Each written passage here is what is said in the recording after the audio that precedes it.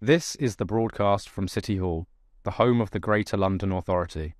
Please stand by.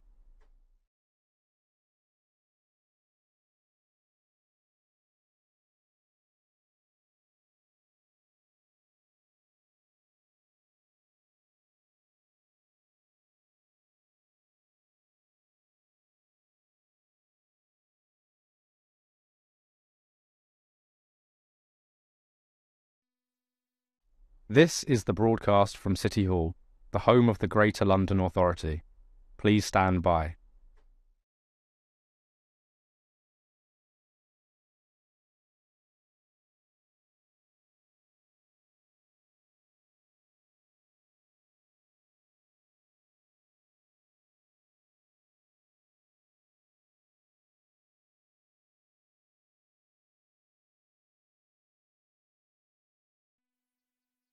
This is the broadcast from City Hall, the home of the Greater London Authority. Please stand by.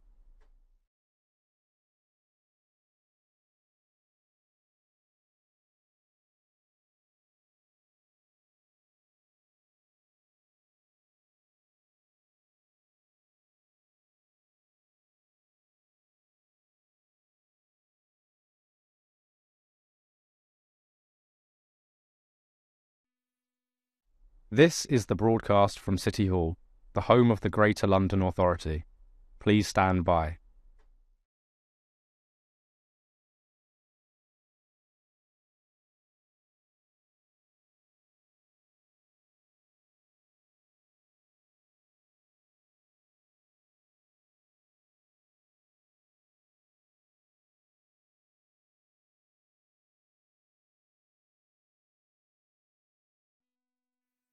This is the broadcast from City Hall, the home of the Greater London Authority. Please stand by.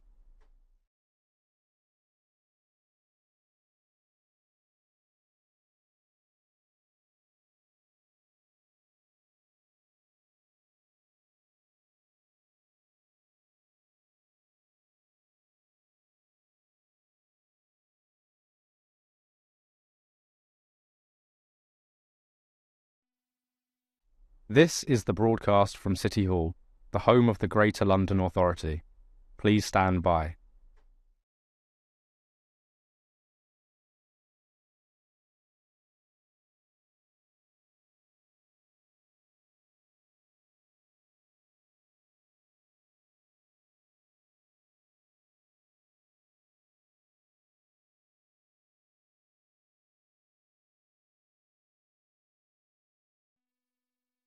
This is the broadcast from City Hall, the home of the Greater London Authority. Please stand by.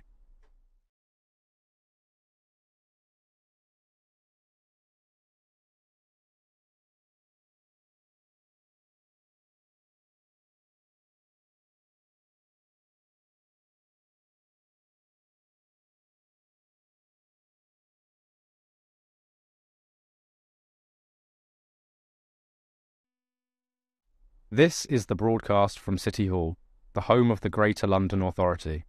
Please stand by.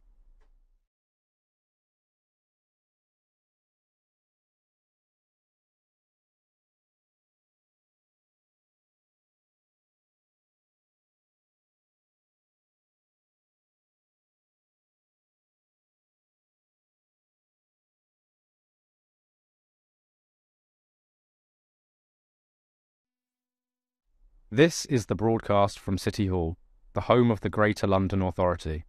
Please stand by.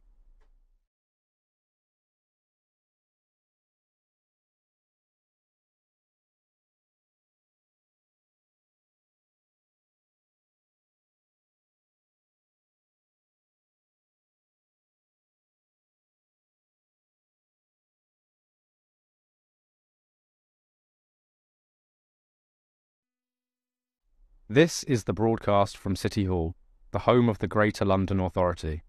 Please stand by.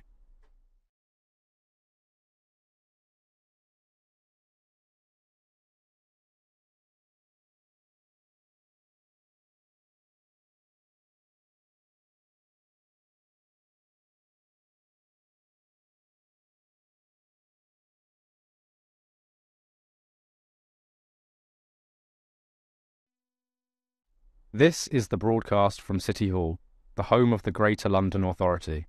Please stand by.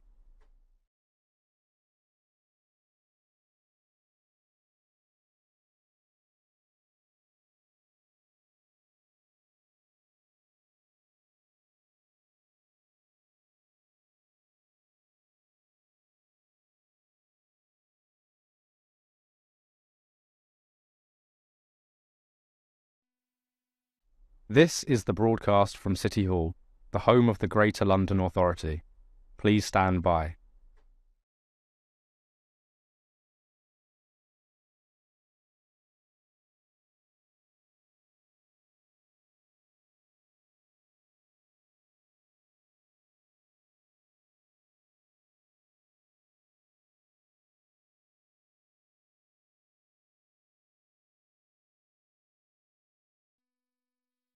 This is the broadcast from City Hall, the home of the Greater London Authority. Please stand by.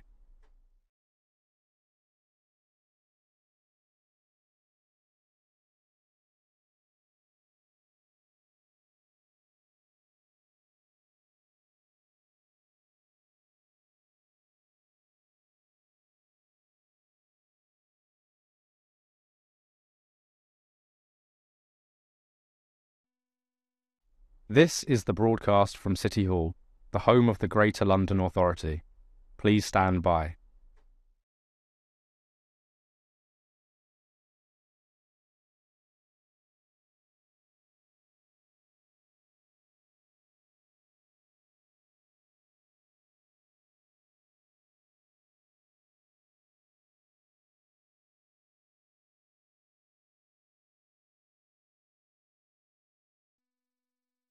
This is the broadcast from City Hall, the home of the Greater London Authority. Please stand by.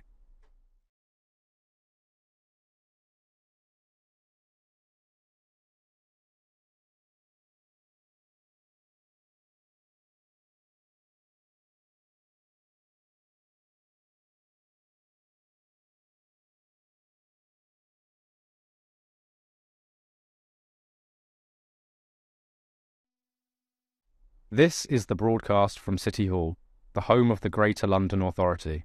Please stand by.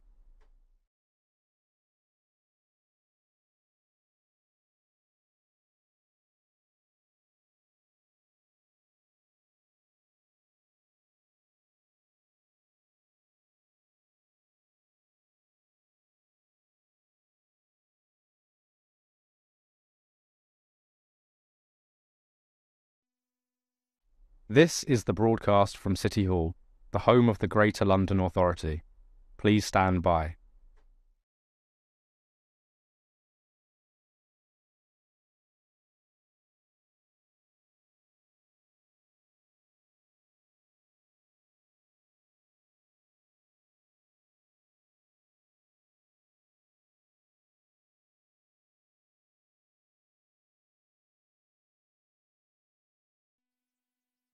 This is the broadcast from City Hall, the home of the Greater London Authority.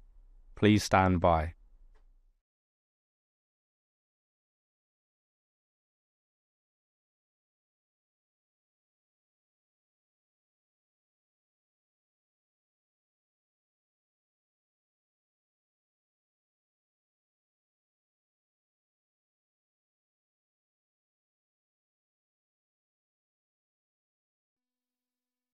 This is the broadcast from City Hall, the home of the Greater London Authority. Please stand by.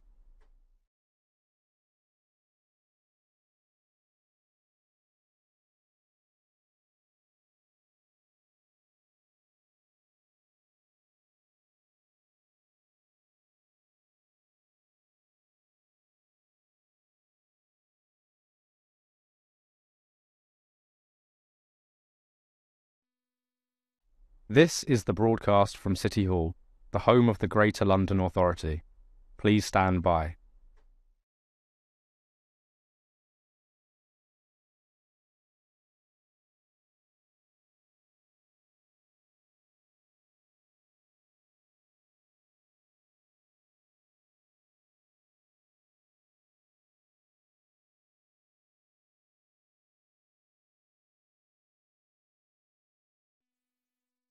This is the broadcast from City Hall, the home of the Greater London Authority. Please stand by.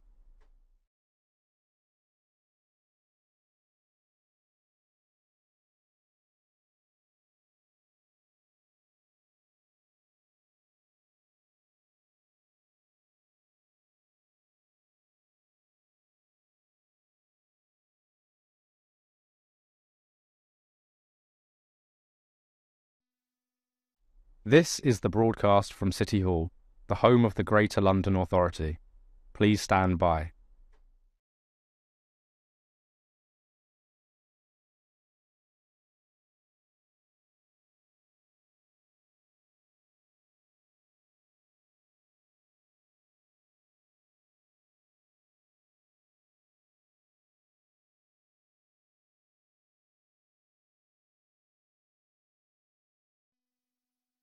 This is the broadcast from City Hall, the home of the Greater London Authority. Please stand by.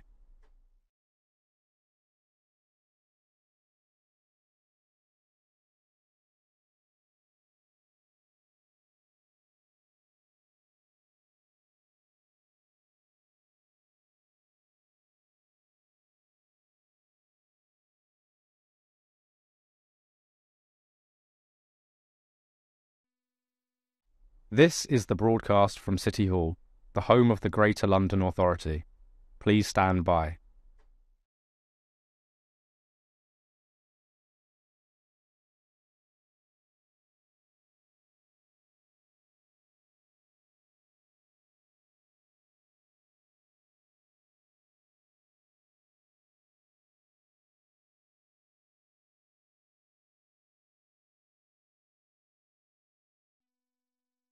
This is the broadcast from City Hall, the home of the Greater London Authority.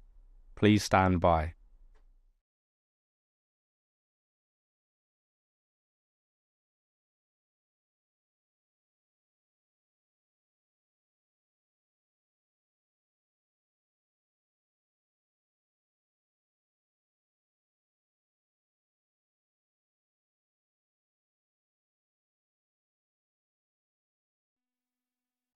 This is the broadcast from City Hall, the home of the Greater London Authority.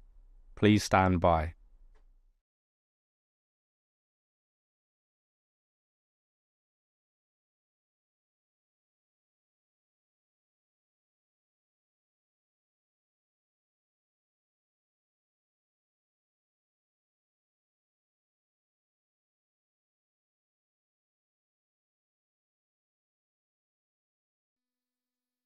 This is the broadcast from City Hall, the home of the Greater London Authority.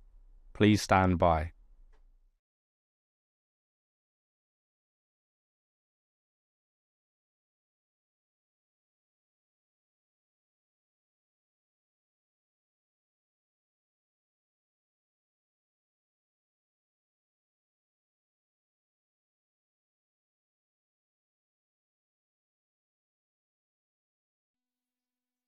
This is the broadcast from City Hall, the home of the Greater London Authority.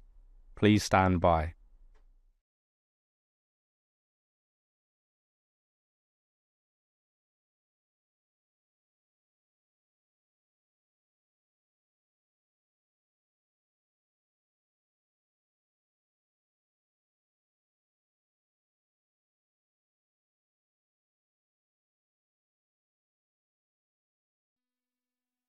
This is the broadcast from City Hall, the home of the Greater London Authority. Please stand by.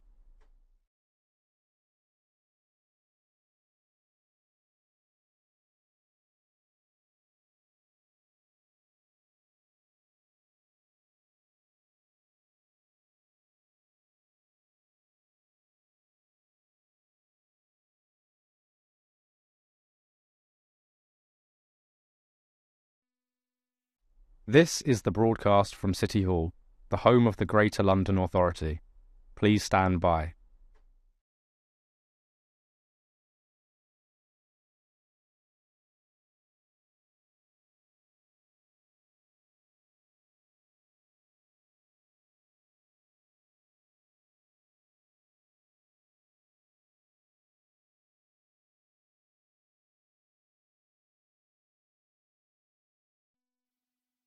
This is the broadcast from City Hall, the home of the Greater London Authority.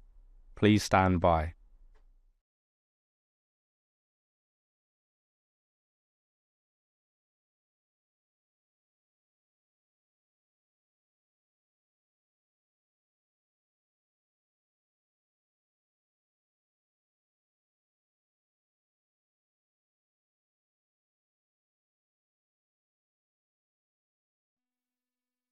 This is the broadcast from City Hall, the home of the Greater London Authority. Please stand by.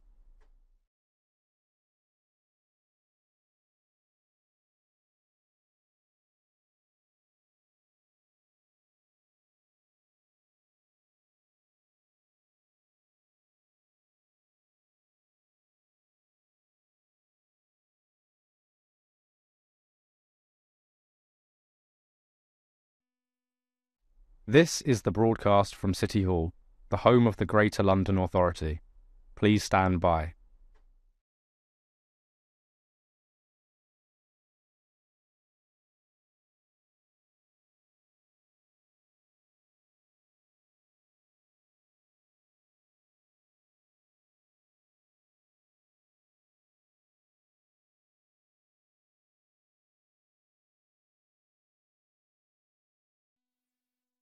This is the broadcast from City Hall, the home of the Greater London Authority. Please stand by.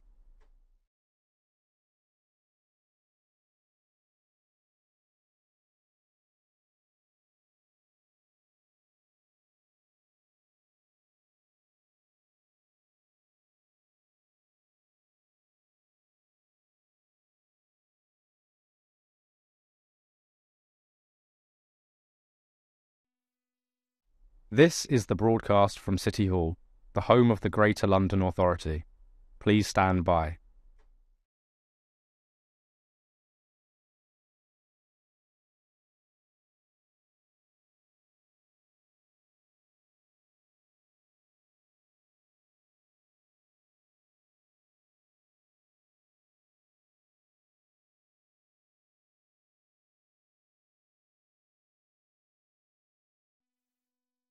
This is the broadcast from City Hall, the home of the Greater London Authority. Please stand by.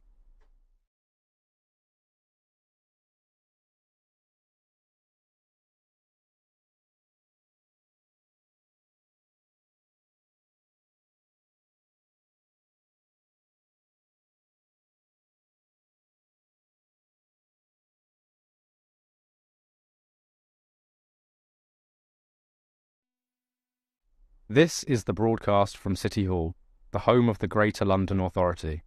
Please stand by.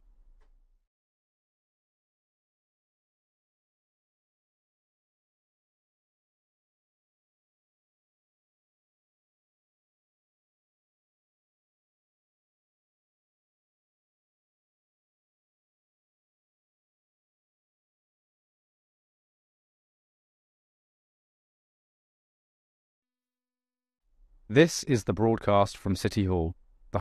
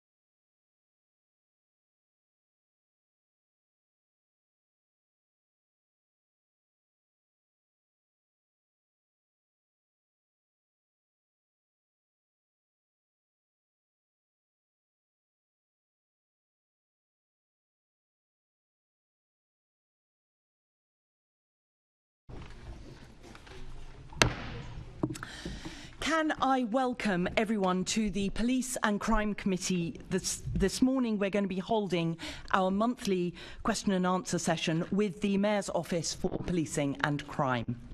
Please make sure that your electronic devices are switched to silent so that we avoid any interruptions. And can I now ask our clerk, Lauren Harvey, if any apologies have been received? Thank you, Chair. No apologies have been received today. Thank you very much. Now, can I ask the committee to note the recommendations set out at item 2 and ask if members have any other interests to declare? Thank you. And can we confirm the minutes of the meeting held on the 6th of September to be signed by me as a correct record? Thank you. And can we note the completed and outstanding actions arising from previous meetings of the committee? Thank you. So we now move to our main item of business, and I would like to welcome our guests. Sophie Linden, who is Deputy Mayor for Policing and Crime, welcome. Kenny Bowie, who is Director of Strategy and MPS Oversight for MOPAC, welcome. And Natasha Plummer, who is Head of Engagement at MOPAC. Thank you very much. So I now move to the next page.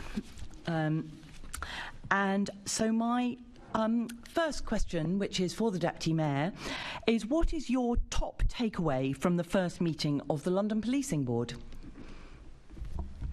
Thank you very much.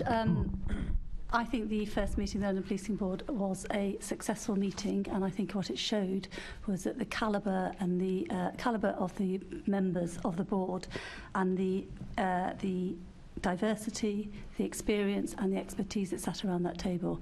I think it shows that this is a step change in oversight of the Metropolitan Police, and that actually in the coming months and years ahead that it will play a significant role in advising the Mayor in holding the Metropolitan Police to account.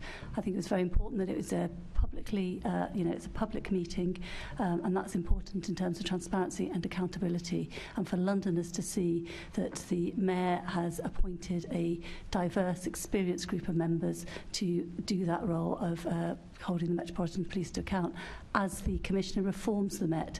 So I think in terms of the first meeting, it was a successful meeting, an important meeting, and there's a lot of work to be done, not only to hold the Metropolitan Police Commissioner to account, but also to use that expertise that sits around the board to support them whilst challenging them in their reform process.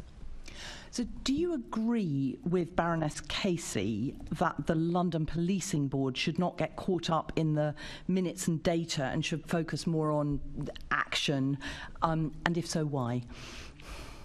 I thought it was important for Baroness Casey to come and speak to her report and also speak to the reasons behind her recommendation of setting up the London Policing Board. She certainly gave us food for thought in terms of how does the London Policing Board, how will it function in the months and years ahead, and in particular in relation to the committee structure. And we have listened to what she said at the Policing Board in relation to, I think for me, the takeaway around what she said was, don't get straitjacketed into committee meetings, minutes, and a framework of the way in which you've always done business. You need to give the board the ability and the flexibility to be able to really think about how does it drive forward actions, how does it hold the Metropolitan Police to account. And we have taken that away, and we are thinking about what does that mean in relation to the committees that sit below the board. I think in terms of data, and Baroness Casey is her report is fantastically data heavy, and the analysis within the report, performance, misconduct is incredibly important. And I think, we take that away as have always believed that data is incredibly important in making sure that you know where performance is, what is happening. So I don't think my takeaway from what she said was that you shouldn't be looking at data. My takeaway was you mustn't straitjacket yourself into those formal committee meetings so that the board doesn't have the time and the ability to really do the deep dives that are needed with the Metropolitan Police. And just in terms of that data, what work are you doing on the Met survey data on repeat victims and repeat locations, and when will that data be available? Are you handing that one to Kenny? So we have a joint group at the moment which is set up, led by James Bottomley, who heads up my area which scrutinises the Met, and Alexis Boone across as the commander, who's now in charge of performance and the tasking within the Met, who reports up to AC Matt Twist. We are working with them at the moment on all of this, particularly around some of the definitions, because obviously what is a repeat victim depends very much on the predicate offence at the start and what follows afterwards, and depending on how you cut that data, you can get very high levels, you can get very low levels, and we're wanting to take advice from a number of people, statistical experts, criminologists, about what the right way of cutting that data is so that we have the most robust data possible on that. We're very much hoping to come to a view and be able to publish all of this, as we said, at the first London Policing Board for the next London Policing Board, which means trying to conclude that within the next, I suppose, 6 to 8 weeks roughly. Okay, so we should expect to see that published within the next 6 to 8 weeks. As part of the performance pack for the next thing. I mean, there has been a genuine sort of step change in the relationship with the Met over this, where we are working very well together and trying to make sure that there's one version of the truth on both sides which comes out of this, and I think that's a real positive over the last sort of 6 to 9 months, if I'm honest. And so you see that as a benefit of this policing board way of working, where your MOPAC scrutiny is held in public rather than behind closed doors as it used to be? No, I think that's more of a change of mindset in terms of the Metropolitan Police, whether it's the whole cause and effect question. I think that's more been brought about by Mark and Lynn's approach to working with us rather than the LPB directly, but clearly the fact that something is being held in public does add a bit of pressure for both of us to make sure that we're singing from the same hymn sheet in terms of the data that we're using and the way in which that's being interpreted. Mm-hmm. And this is another question for Sophie, but it may be that it's too specific on data and may go to you, Kenny. But Sophie, how will the data dashboards that MOPAC is developing to support the London Policing Board complement MOPAC's current dashboards that have focused on the priorities in the Mayor's Police and Crime Plan? So they are entirely complementary. So if I start at the top level, the Police and Crime Plan isn't the Police and Crime Plan for the Metropolitan Police, it's the Police and Crime Plan for London. So if you look at some of the measures which we have at that very top level, so stuff like total notable offences, which we look at, fear of crime, which are the very top two measures, or feelings of safety amongst women. Actually, a lot of what drives that is not driven wholly by the Metropolitan Police, but by the wider London system, whether that be the work that local authorities do, whether that be the work that prisons and probations do, whether that be continuity of care for people exiting prison and coming back into the community. So some of those measures are obviously about the wider London system, and so that's not directly for the Met. Whereas once you start drilling down into looking at measures which are directly for the Met and which are directly their responsibility, which is where we work very closely with them on the new Met for London plan, so I'll not use acronyms, that is stuff which we would see very much as being within the purview of the Metropolitan Police or their control, more or less, and therefore is complementary to the aims which are set out at the top level of the Police and Crime Plan. There will obviously be more detail under that when we start looking at things in the Performance Committee, or when we start looking at, or when we look at things within MOPAC. But it is a kind of natural sequence of you've got your London, you've then got the Met, and then you've got at sort of a high level, which is what the public will mostly be interested in, I suspect, in terms of outcomes, and then the underpinning data of it all. You'll have that extra layer. I've got one more data question just to follow up, and I think I'm just going to ask that direct to Kenny. The Connect data system, how is that helping the Met to provide all the data in a simple way? I think it was meant to be integrating a lot of different systems, and are you finding it is working as it should? So that's a very difficult question to answer. So there are two drops of the Connect phase where they've only done drop 1 and drop 2 is still to come together. I may get this slightly wrong, Chair, but I'll let you know if I do, but I think it is intended to bring together the data which is currently held by 7 different systems into one place. once Drop 2 does come around, it should simplify some of the data. It should mean that data collection in many cases is better, because some of the fields will have drop downs. You won't be able to progress until you've actually done that, rather than, whether for speed, whether just by mistakes, people being able to move on from stuff at the moment. So it should give us more accurate data over time. Other forces obviously use Connect already, so we are hopeful that that will be the case. But obviously we're waiting for Drop 2 to come in, so that's a slightly longer term. What's the timescale for Drop 2? Oh, so I think that is currently, sorry? At the moment, the timetable for Drop 2 is sometime early in the next year.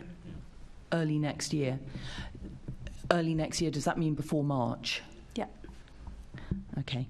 I mean, it's really important that Connect works well. I mean, we've seen with data on strip search of children, for instance, and the lack of information about locations of strip searches. So getting those bits of the data piece right are really, really urgent. I'm going to now move... So just say on data, yes. I think, you know, Connect will help when it's fully implemented and being fully used. It will help in terms of bringing data sets together. But of course, there's also the issue of what gets put into the data, which is incredibly important. And we know, and I think we've had discussions around this, around this committee, that actually the Metropolitan Police has to get much better in terms of its inputting of data, not just physically inputting data, but so we know that in terms of ethnicity and age, those fields are often not filled in. So we just have to make sure that they get better in data collection as well as bringing the data together, because otherwise but we're not going to have the full picture that you need in order, one, to drive improvements, two, to work out what's going on, and three, to do the oversight. Yeah, I mean, officers are almost being set up to fail if the drop-down menus, if you can miss out things like age or ethnicity or location, and those, but presumably once the Connect 2, you get to that second drop, you'll have the right.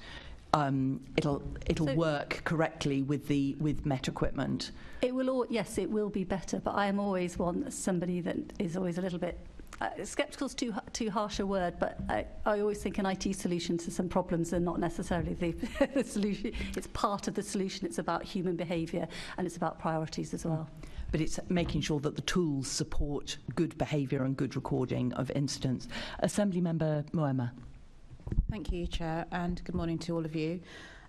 So with the Casey review, there are obviously lots of very specific issues that need to be addressed, as well as the overarching issues around culture and so on. And we all, as committee members, have landed on different things that we think are important. But how are you going to ensure that the London Policing Board is used to drive forward the changes in the Casey review? You know, I'm thinking about things like she referenced the different levels of funding and the way in which different streams, if you like, of the Met have had their funding protected or not. How will those sorts of things, but I guess more broadly, how will those changes be brought forward by the board?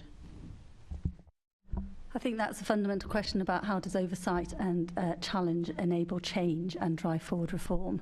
In terms of what is in the Casey review, I mean, just get down to the terms of reference of the board. It is very much to make sure that they hold the Metropolitan Police to account for delivering the reforms that are needed within the Casey review. So that's the overarching strategic aim. And then New Met for London is part of making sure that the milestones in the New Met for London are achieved and delivered.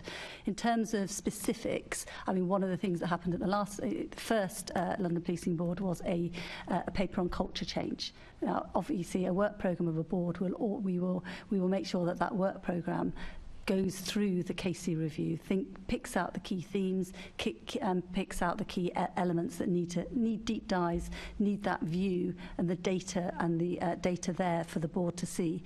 But of course, and this comes back to the first question around Baroness Casey and what she said about committees, it's going to be really important that actually the board members work alongside MOPAC and work alongside the Met in terms of deep dive so that they can really understand what's happening. A board meeting is important and will help deliver change. But as we know, and I'm sure it's the same for some of the work that you do as a committee, often what happens outside the board can be significant in strengthening the work of the board. So what we would expect to happen is deep dives into those areas of the Casey review that are, culture, performance, frontline, neighbourhood policing. We will have a work programme to make sure that happens. Thanks. And I guess slightly more bluntly, what are the consequences if the Met London Policing Board doesn't feel that the Met are meeting its targets or actions, isn't achieving? What happens to the Met?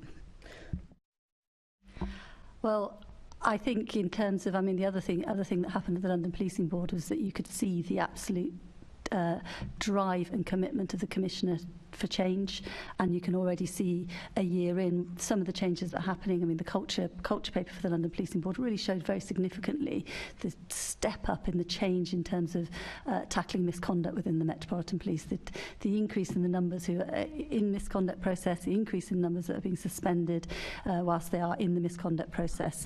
So my first thing that I'd say to that is that I have confidence that change will be delivered, and I have confidence in the leadership of the Metropolitan Police that change will happen. However, we all know what was in Baroness Casey's review. She said that in 2 years' time that there should be a look at another review, not in the same scale as the one that she's has just published in March. But we know that we need to take stock. The London Policing Board, in between now and then, will obviously have a very good idea and will be tracking change and tracking how well that's been delivered. She is very clear that if there has not been good enough progress, and that it's not going to be fixed in 2 years' time, but if there has not been significant progress, that we need to look at other alternatives. Now, I don't think we're going to get there because I have confidence in the leadership of the Metropolitan Police. Thank you. And I'll now bring in Assembly Member Bailey. Thank you, Chair. Morning to the panel. This question I'd like to address to Deputy Mayor. Morning, Sophie. How confident are you that the members of the London Policing Board understand their role? I'm very confident that they understand their role in terms of sitting on the board and their expertise and experience. I think it was very clear from the first board meeting that was the case. But of course, as you would expect with the setting up of any board, myself and Kenny and the team have had significant conversations with them and discussions with them as to what the role is, how it might develop, and how they themselves can bring about change and help the delivery of the reform within the Metropolitan Police. There's a vast diversity of experience across the board. Many of them have had significant board experience already. All of them have got significant experience of London and a significant experience of the areas where, through the new Met for London, there needs to be change. How confident are you of the breadth of the board, political leanings, community understandings? How have you been infused by the people on the board? Do you think you've selected the correct people? I am genuinely enthusiastic and enthused by the members of the board. They are bringing a breadth of experience from finance, from lived experience, from community experience, from leading significant transformational change to real fantastic expertise around data and statistics.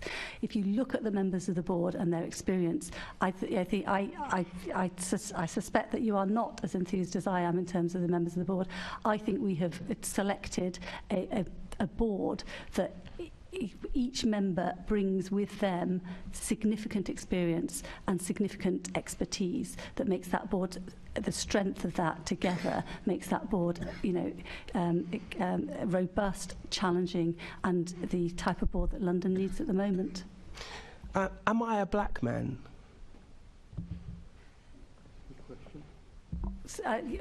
Pardon? Am I a black man? I do think you are, yes. Yeah, well, not according to one of your board members.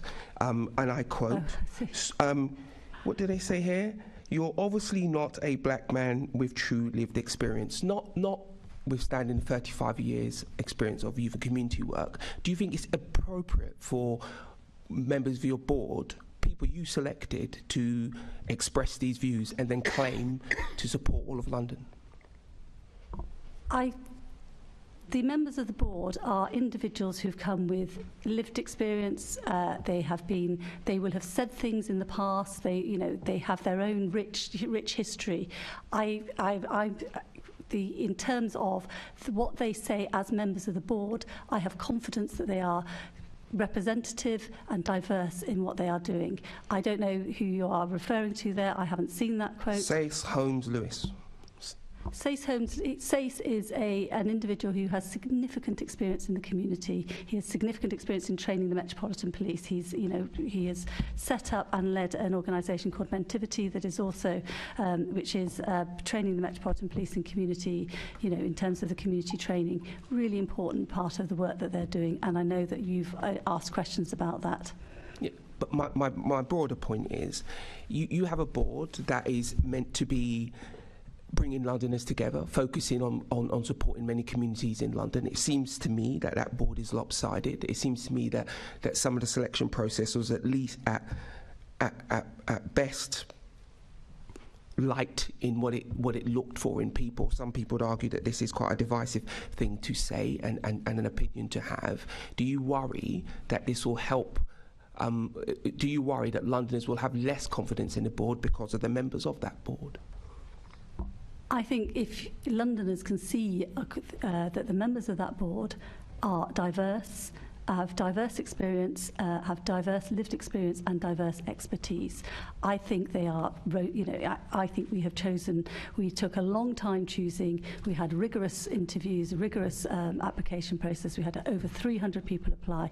I think the members of the board, I think you will be, as I keep saying, they are robust in the challenging, they have expertise and experience, and I have confidence in them that they will carry out their job to the best of their abilities, and as a group, as a board, they will be, their experience will ensure that we are holding the Metropolitan Police to account, as well as supporting them in the change that they are delivering through the new Met for London plan. So we have to overthrow and oust the government is fine for people on the board who are trying to represent the vast array of views of people in London. Hey, listen, I think when I was younger, I used to say all sorts of things that you'd probably find. But you weren't on the policing board. I am on the policing board. You weren't then? Well, he was not on the policing board at that time. I think you will, if you delve back into people's histories, of course, we've got to be careful that people on the board are able to fulfil their functions. Londoners can see that they represent them, as well as that they have the experience and expertise to do so. I believe that everybody on that board has that experience, has the expertise in, not all of the expertise in one person, and I believe the board is robust and will be challenging to the Metropolitan Police. It is a significant board and it will do the job that it has set out to do, and I have confidence in every member of the board. Natasha, can I come to you? As someone who's head of engagement, do you think that you're getting a broad enough view of Londoners, of people you engage with? Because often in communities, I've been a community worker for over 35 years, you get the usual suspects, the loudest suspects, they get listened to first and almost exclusively. Are you able to get around that big problem? Yes, thank you. We work very hard to do that, and you are right. Often you will have the loudest voices, and they're very easy to find. When we're doing our engagement activities, we actually actively look for organisations and people in communities that we haven't worked with, and we've been moving around to different communities in London precisely so that we can try and draw out some of those other voices, and also working with some of their umbrella organisations so that actually if people themselves aren't in those conversations, their views can be represented in a slightly different way. So I recognise the point that you're making, but we do work hard to do that, yes. Do you deliberately try to get the other side of the argument, how you might see it personally, or where the weight is? Like with the police, particularly in the black community, the weight is one direction. Are you searching the other way? Absolutely, and I don't entirely think that the weight is all in that direction. There are lots of people who are involved in our engagement mechanisms who hold the other view. And what are we doing about engaging parents? We've worked with parents through a number of our engagement events. There are a number of parent networks across London. We've reached out to them, and we, for example, had some sessions around Safer Schools officers, for example. We very much focus on bringing in the parent voice. So we have avenues into parent routes also. We could always do more, but we do actively seek to do that. Thank you. Assembly Member Bain. Thank you, Chair. Okay, thank you, because we're coming to community engagement later in the meeting in much more detail. So the next person is Len Duval, Assembly Member Duval. I thought it was mine. Oh, sorry, it's Assembly Member Pidgeon. Thank you. Thank you. We've touched on some of my areas I wanted to question, but let's. You've talked about the committees and Baroness Casey's comments, and I was looking at what you had planned. It felt like, quite frankly, you're recreating the old Metropolitan Police Authority, and I'm sure Len will have looked at that. You know, in fact, I could have named some of those committees that I sat on in the past. What are you now reflecting on? Are you thinking actually you don't need to go into that formal structure? Can you give us a sort of timescale for your review of thinking there with the new board members? I took very seriously what Baroness Casey said at the board, and I've had conversations with her since about the committee structures. And I am really clear that we should not be straight-jacketing ourselves into 3 committees meeting 4 times a year, which would be, you know, we would just be. It would have its role and it would be important, but I think that, and we've had discussions with members of the board who also want to have a more active role than sitting on committees. So that's what we're reflecting about. We're not we still think we need a committee structure, particularly around performance, and the 3 we still think we need those committees. The question for us is how often do they meet, what is their work programme, and then outside of that, what is the work programme of members of the board. That is what we're reflecting on at the moment, and we have to move quickly and make decisions about that quickly, because it's really important not only that we've had the first meeting of the London Policing Board, but that actually the work underneath the London Policing Board gets going as quickly as possible. Yeah, and some of that work you touched on with the colleague's question around the deep dives. So just talk me through, you listed a few off and I didn't manage to write them all down, but what do you think are going to be the, say, top 3 deep dives that you propose, and what's the timescale for them? Because obviously that will then feed into the work programme. So I have my views of what the top 3 would be. Kenny will have his views of what the top 3 should be, and we will discuss with the Met also what those top 3 will be.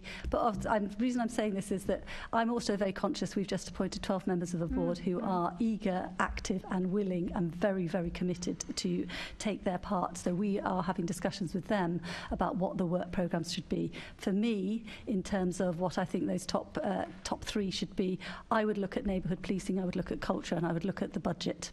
Yes. Okay. But that's still to be agreed. And the timescale, what are you talking? 3 months to get these first 3 done, or? The timescale, what are we? Beginning of October. I would hope to have at least one or 2 deep dives or committee meetings before the end of the year. Okay. And so the deep dives will happen. The new policing board will be presented with information, data. They'll have interrogated it in private meetings as well. What if they all come to different conclusions, or you have 3 different conclusions from this data and recommendations to the Mayor and yourself? What are you then going to do? So, of course, that is obviously a possibility. As with this committee, I'm sure you have different views and different opinions about the evidence and the questions and the answers that you get from people like myself when I come before you.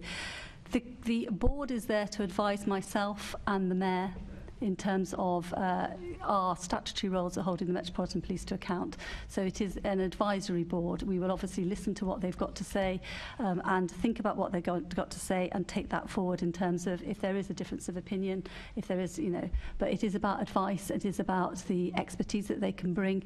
I suspect that actually for the most part where we are doing deep dives, there are people on the board who have more expertise and experience than others. I suspect that we will get to the point where, in terms of those deep dives, as you would expect for a committee, it would be those committee members that will be there.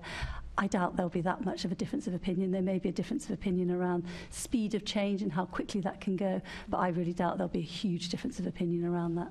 Okay. I think that's something you will need to watch, though, and the Met will want one voice coming from it, and they will find it very challenging if there are several. What I want to understand is you may find some of these people who've been appointed find it frustrating. It's not going at the pace they'd hoped. It's not doing what they thought it was going to. They may resign. You may need to refresh the board. What's their term of office, and what's your plans in terms of refreshing the membership as you go along? Because you may find actually there's a particular skill set you didn't recruit and you really need as well. Term of office is 3 years. We're right at the beginning, so I'm not really going to. I'm not going to think about what's going to happen next. We're right at the beginning. If there are skill sets that we feel that aren't represented in the board at the moment, we will obviously think about from the MOPAT point of view is how do we bring that expertise in? How do we have advice coming in from that from a skill set, an area? One of the things, on technology, for example, I'm sure we will be looking for outside advice on technology to help and support the board and to help. And I know that Diana has talked to yourselves about that technology and the oversight and some of the support that we do need around that in order to be able to do that oversight effectively. Yeah. My colleague's going to come on to the relationship with MOPAC, but do you see this? You've got a 3-year term of office. 3 years' time, the Met, you can hope, is in a much better place. Does that then end the policing board and you go back to a different kind of MOPAC structure? I don't think it would end the policing board. I think this is an ongoing. I think in terms of 3 years there should be significant progress, but there will still be a lot of more work to be done. So I don't see this being a 3-year programme of work. I suspect it will be I would think it would be carrying on. Okay, thank you, Chair. Thank you. Assembly Member Bailey, did you want to come in with a follow-up? Okay. Can I just check? Do you see a kind of a dialogue happening between this committee and the London Policing Board in terms of the topics for the deep dives? And we obviously have our own work programme. We do our own deep dives.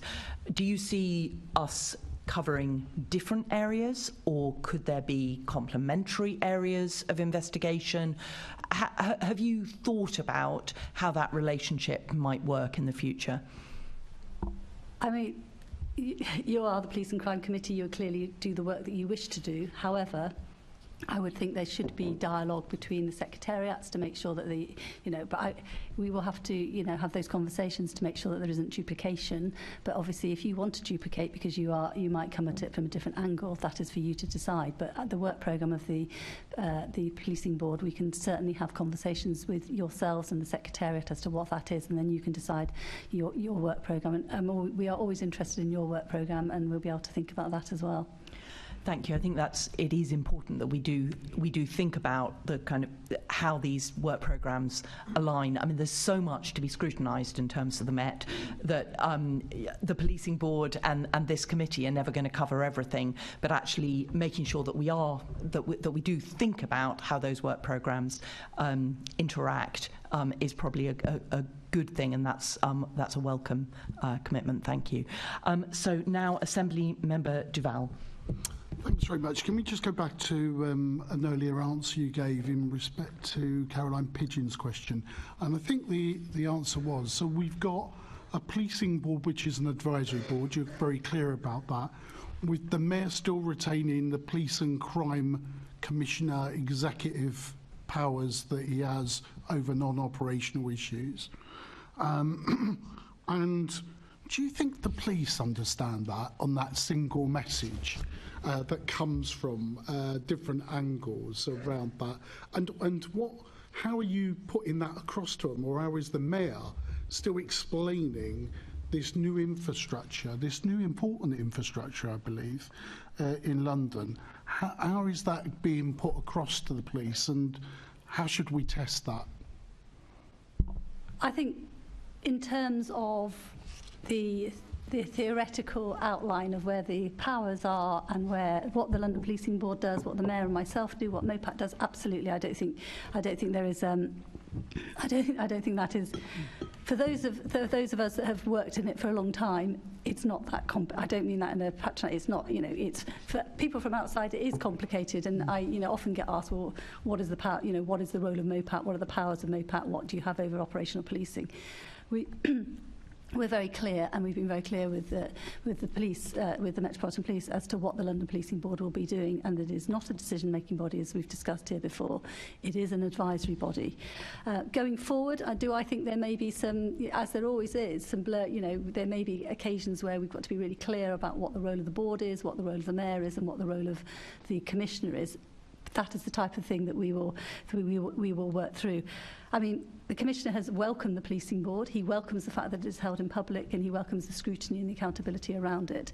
So I think that relationship is certainly there, and it's certainly something that we've spent, Kenny, you may want to say something, we've spent a lot of time talking to the Metropolitan Police about, and talking to the senior leadership about how this board will work, because it is important, because in order for it to be effective, it has to be able to have the doors of the Metropolitan Police open, not shut. So that is an important relationship between the board, MOPAC and the Met.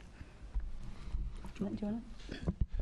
Yeah, I mean, all I'll say is the working with the Met on this has been very constructive. Clearly, with this being the first policing board, there's lessons on both sides for us to learn. We've already been having sessions with the Commissioner's office to look at what's worked both sides, what we could improve for going forward. But there's no questions coming back about misunderstandings of the role or concerns about overreach or how it fits into the wider sort of policing ecosystem. So I think that's all okay. Obviously there will be things that we can improve to make things smoother, but I think it's all being done with a common understanding of what the goals are. Okay, so to further our understanding of the arrangements then, so with the establishment of the advisory board, so MOPAC's oversight arrangements, so this is, and forgive us because we have been around for some time, but it is a bit like the Twilight Zone, even for me that thinks I can get round to understand some of these processes. So with that in mind, I've got some further add-ons here about so what does it mean generally for your oversight work? So we're moving from internal MOPAC meetings. There was a degree of transparency, but there were also other issues that was private, moving into a more transparent way. So, of all the, will the London Policing Board replace all private MOPAC meetings, or have you'll retain some? Can you give us a flavour of what that looks like around that infrastructure, and what's going to the advisory board, and what's likely to be retained within MOPAC? In terms of our oversight framework and what we have within MOPAC, the policing board is taking the place of the oversight board meetings that I used to chair that weren't held in public. So the big step change is it will be held in public, and the mayor is now chairing that. So there will be, when we've talked about the work programme, so that is there are two sets of oversight meetings that happen quarterly that are no longer going to happen in MOPAC, because the London Policing Board and the committees, or the committees will take the place of that. But the oversight work of MOPAC in terms of deep dives, evidence and insight, the bilaterals that I hold, that the mayor holds, they will continue as you would expect, because there is day-to-day business to be done and day-to-day support as well as challenge that needs to be done. So they will continue. In terms of the work programme, Kenny, do you want to come in terms of the more difficult one around work programme of what comes to the policing board and what stays within MOPAC? Kenny, do you want to? So, I mean, the work programme will, for the actual board, obviously the Deputy Mayor has mentioned, we are continuing to develop that.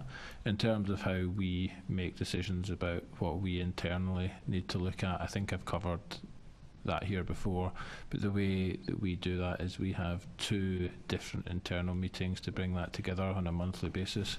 The first one is what we call the oversight analysis meeting.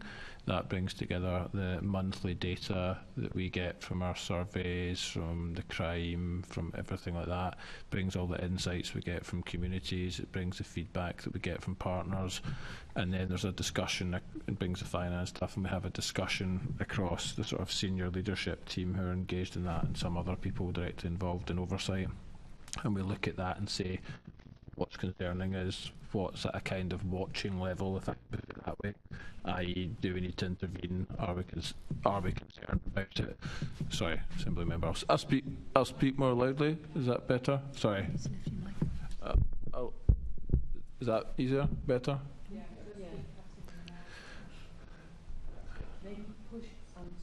Push the neck down, or push Yeah. I'll try now.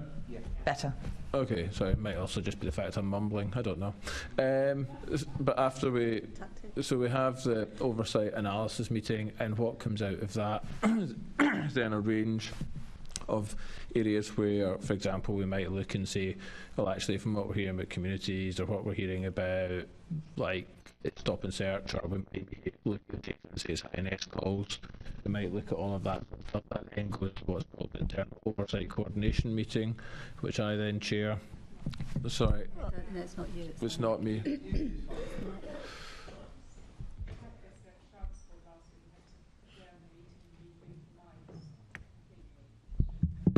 I've gone up in the world with my name change here. So, the oversight coordination meeting, I chair that, and that then decides whether do we think something should be picked up by me, do we think it's something we need to do more work on, do we think it's something that Sophie needs to pick up on, is it something we need to go into further conversations with, and that directs that. Now, that is going to have a slight change, which we work through as how do we work on the policing board, but once we know what the process is there, what their work plan is going to be, how that's mapped out over the next 12 to 18 months, that should be much easier because we'll know the areas which are definitely being covered there. Clearly, when we're looking at performance, there will be things which will get escalated to a performance committee, or there may be things where we say, well, actually, this is of such like public interest and is of such sort of flashing red nature, if I can put it that way. You would hope it doesn't get to that and we'd pick it up early enough, but that we actually would recommend, maybe up to Sophie and to policing board members, that this might be something you want to look at without impinging on their independence. So that's how we sort of go about making the selections for that and looking at the sort of level that it should go in at. Is it kind of bubbling away and we want to just put it on the Met's radar? Is it something where it's not, it's kind of going up the interest and we maybe want to raise it by that with, or is it at something at a really senior level that we actually think needs to be picked up right at that stage? And the overall numbers from going from the MOPAC structures, the old MOPAC structures, to the new advisory board structures, I'm aware that that's a bit more flexible in terms of moving forward. Is there an increase on that, and the impact on resources, both financially and human resources? How are we managing that, and how are you assessing that? So I'm not sure numbers per se is the best way of looking at it, but I take the point that you're making. So, for example, if you look at this quarter coming up, we'd have had 2 meetings under the old model with Sophie chairing. You'd have had a performance and risk oversight board, and you'd have had a finance, change and people oversight board, both of which would probably have been about 90 minutes, maybe just over. This time we'll probably have both held in private, obviously with papers being made public and minutes available.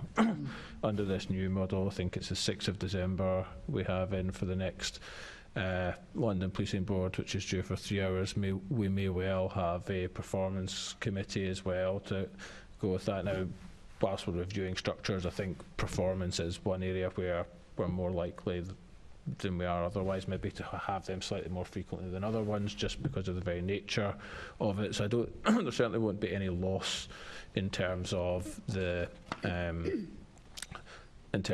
volume, if I can put it that way, or the quality of the oversight which is going on. In fact, the public nature of it should definitely enhance it, I would say.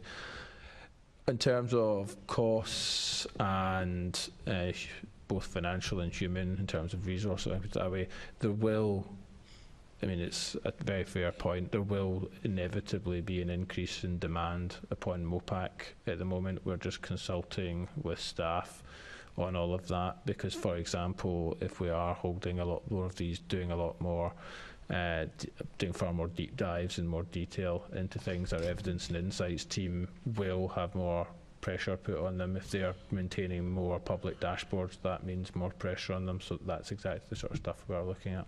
Now, one of the biggest worries you must have, I suppose I should address this to Sophie, is on the deep dives and the issues of the advisory board, that somehow through that work programme that we lose focus of what the policing board was really set up for.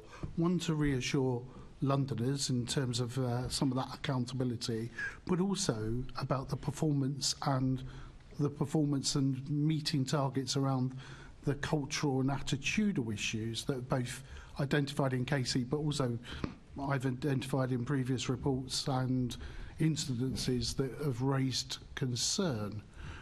So how do we keep that focus on the performance of the Met, both in terms of the inspection reports that we've had in the past, the Louise Casey issues, the concerns you've raised with us around the Child Abuse Command, all those things that put into the mix are not a great picture about the Metropolitan Police Service and detracts really from when it does do a good job. And you can add to that all the instances when they're let down by individual performances and behaviours around that. So how does that advisory board keep to the agenda, keep focused and achieve the changes that we want? So I'm a great believer, I genuinely am a great believer in systems and processes that keep you on track, and actually that's what the London Policing Board will have underneath it, is a framework supported by the Secretariat and supported by MOPAT that will keep it on track. But I have no doubt that the members themselves will keep themselves on track, because they are absolutely enthused and enthusiastic and committed, and keep, in terms of what their role is in challenging and driving reform and change. I have no doubt that they will keep themselves on track, but underneath that there will be a structure and a framework that will enable that to happen. It sounds a little bit bureaucratic, but I'm a great believer in those processes and systems that will, you come back to, have you made a difference? You come back to, that's why there is a performance committee. That is why it's incredibly important that is there, because that meeting of the performance committee and the deep dives will mean that you're kept on track as to, has it made a difference? Has it improved things?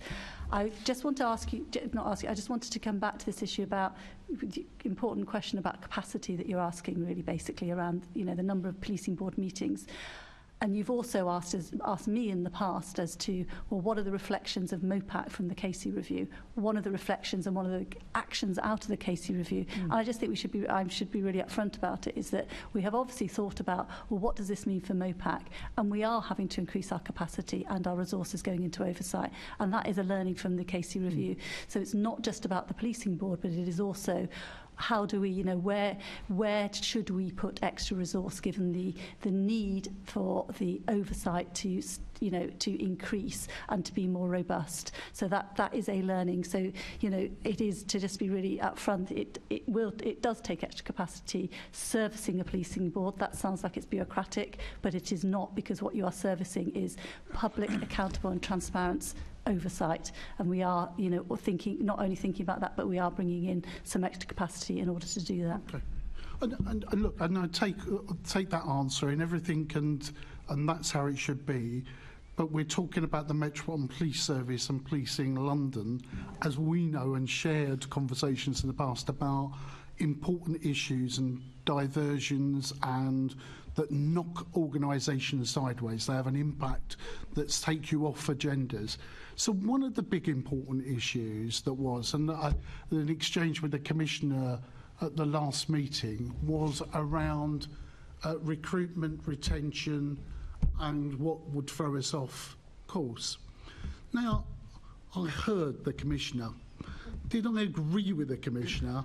I thought, actually, no. But then again, the Commissioner was dropped in a question that he hadn't been given notice of, and it was a difficult question. But the trends are still there. Are we going to, are the plans, are those worthy intentions that we've set out, discussed in a bigger terms for the advisory board and our ambitions for the Metropolitan Police Service, going to be distracted and diverted because we won't have enough police capacity to deal with some of the changes that we want to see happening? Should we not?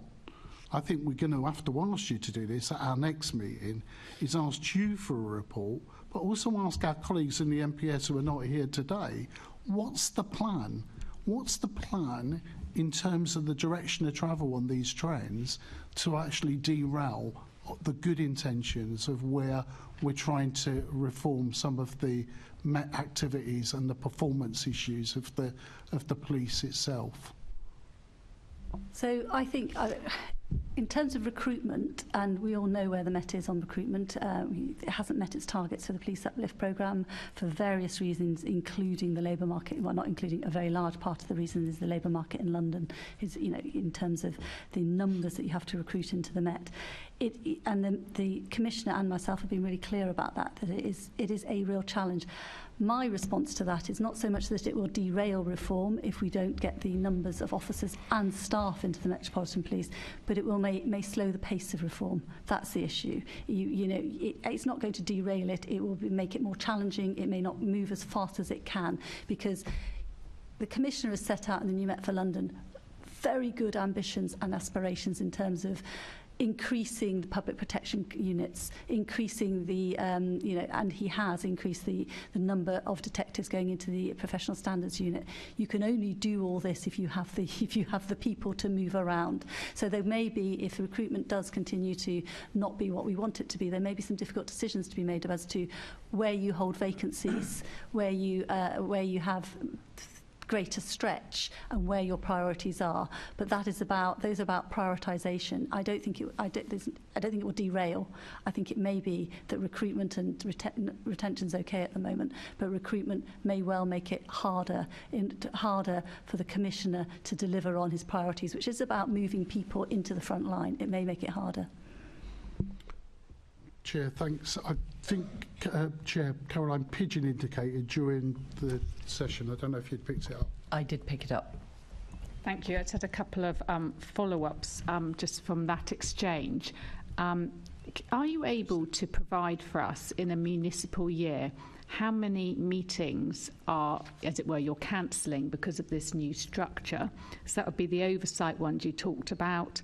I also understand the London Crime Reduction Board is being scrapped. Any others that are being replaced with this new structure? If you could set that out for us, that would be really helpful so we can understand the shift in your oversight.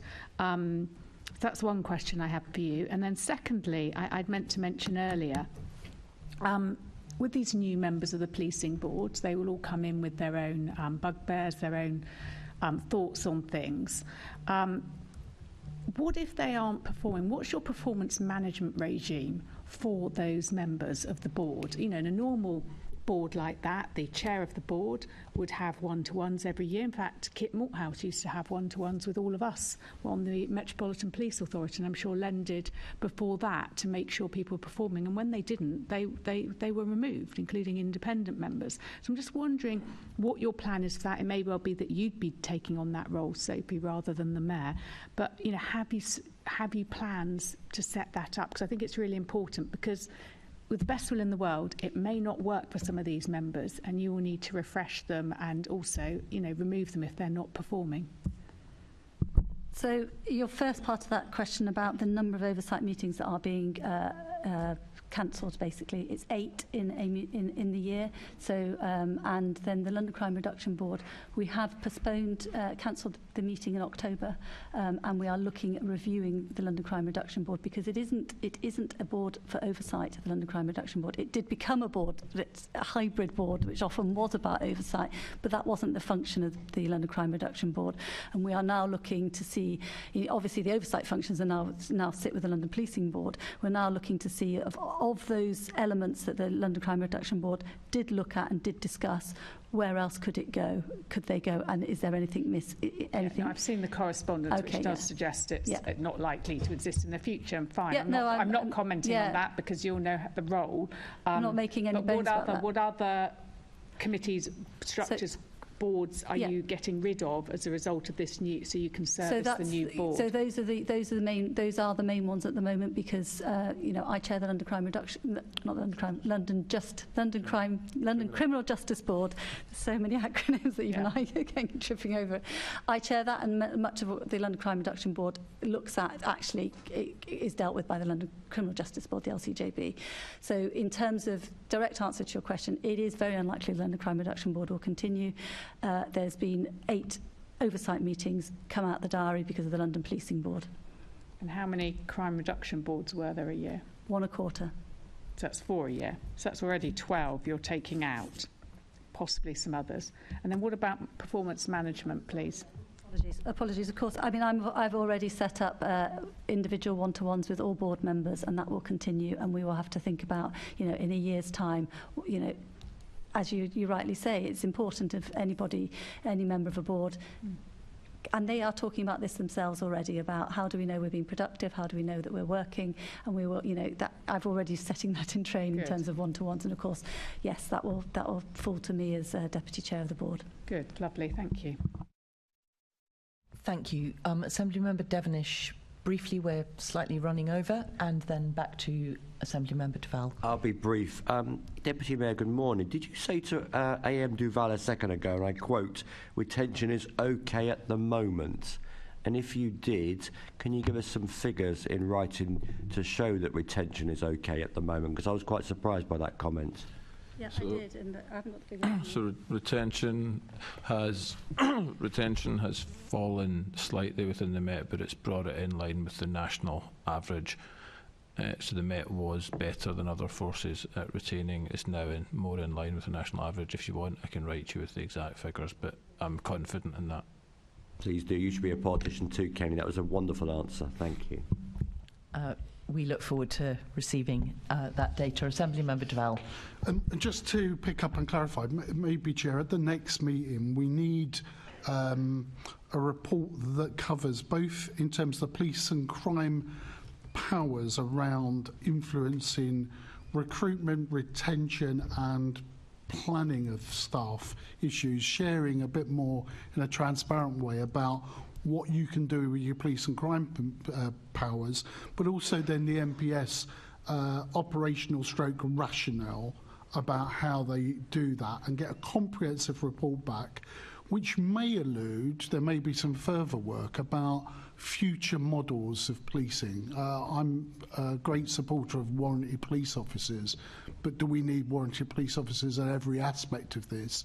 And do we feel the gaps that may be coming if my worst fears are proven correct? I would like to see you know, before we get into emergency situations, there is a plan somewhere, and I suspect the committee would like that. So maybe there'll be further conversations. But let's get back to, let's move on. Let's try and do a bit of gazing of where we are in terms of the advisory board. So a year from now, what does success look like, and what do you expect the London Policing Board to achieve?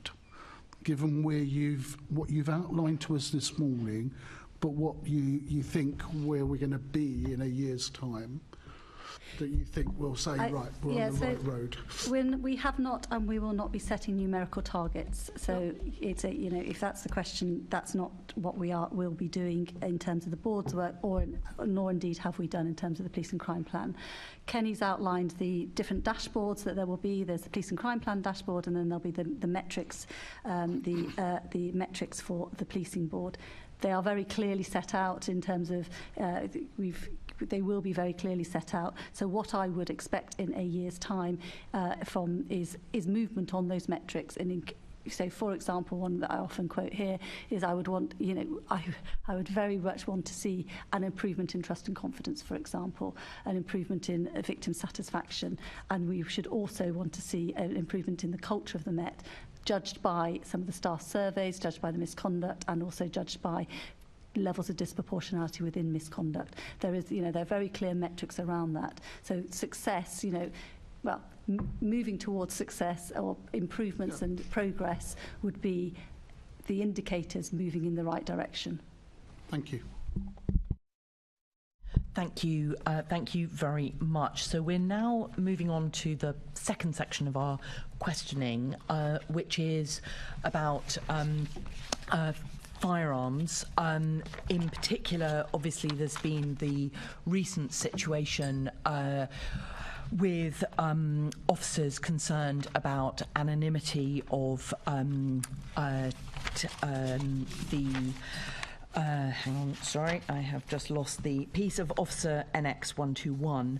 And I understand there was a hearing yesterday and there was no decision made about anonymity, and it's also unclear when the trial is going ahead. But Assemblymember Ahmed has a few questions about firearms, but staying away, obviously, from the court case because none of us can discuss that. Thank you, Chair. Good morning, panel. Deputy Mayor, do you agree with the issues that Baroness Casey identified with regards to the Met's Firearms Command, and what concerns you the most? I mean, Baroness Casey had a whole chapter, I can't remember the number of the chapter, but had a whole chapter on specialist units, which included MO19, PADP, Parliamentary and Diplomatic Protection, and also touched a little bit on the Territorial Support Group. She and her team clearly, absolutely understood the culture, understood what is happening within the, particularly around the firearms units, and have, you know, if you look, and I'm sure you have read that chapter, there's some really shocking case studies, shocking quotes. So, of course I agree with that, because in terms of her report, it is well evidenced and very, very well researched. And she was all over the Met for 14 months, as she said she said at the London Policing Board, and I think she said here as well when she published the report. There are so many things that Baroness Casey pointed out as wrong within the firearms unit, from the culture, from the culture of misogyny, homophobia and ableism, to the way in which overtime is a norm, and the way in which there was very little outside supervision or even internal supervision of officers. But also she did point out that the actual physical facilities that those firearms units are having to work in were part of the problem, that they were actually working in very, very substandard facilities.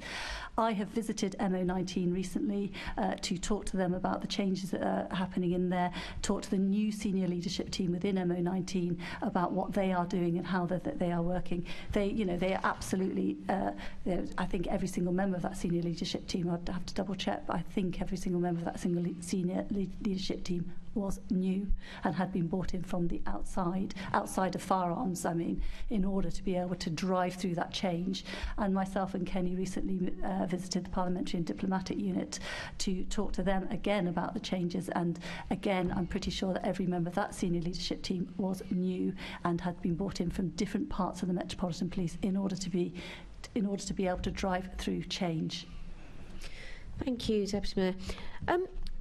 Was MOPAC aware of the cultural issues in the Met's Firearms Command before Casey? I don't think we were aware of the depth and the depth of the issues within the firearms. I think everybody was taken a little bit by surprise because of what has happened with Wayne Couzens and David Carrott. But from then, we were very, very aware that there were significant problems, absolutely significant problems. And she describes it as, and she's quite right to describe it as it should. If this is air traffic control, it would be the plane drops out of the sky moment. It was indeed the plane dropped out of the sky moment. So yes, from Wayne Couzens and David Carrott, absolutely aware that there are significant problems and significant questions to be answered. Thank you. What specific action is MOPAC taking to support the Met to address the issues identified by Baroness Casey in the Met Firearms Command? So in terms of the work that we've been doing, and Kenny might want to because he's done a lot of this work, in terms of the work we've been doing in oversight and challenge, we've been working hard in relation to the review that the Metropolitan Police undertook into the Parliamentary and Diplomatic Protection Command, and they recently published that review, Operation Leave and Review. We did a lot of oversight and deep diving into where are you going? What is the difference? What else do you need to be doing? Is it going to be making a significant impact? One of the things, it's not, it's a small element of it, but I myself have been putting personal time into making sure that I can understand that and visiting those units and talking to the senior leadership team as well as individual frontline officers. Kenny, I don't know if you want to say anything else about that. The overall firearms reform programme within the Met is being led jointly between AC Matt Dukes and AC Matt Twist. They've briefed us on that. There's various branches to that, if you like, of which PADP was one, the training facilities another. all of that, the sort of re-vetting, etc., is another. We have obviously been helping and pushing and providing support on the re-vetting, where I think Pad P and others were the first to go through Dragnet and Trawl, which was obviously the right approach to stuff. We've been out to visit these people, and Pad and Pad P, for example, they are setting up a sort of external reference group where we are in touch with the person setting that up, and they've asked for our help in identifying people who might be useful to sit on that, to provide wider context, and as things go on further, we'll obviously continue providing that sort of oversight, but also the support and help where that is possible for us. Thank you. As you know, the qualification for an officer to carry a firearm is the blue card.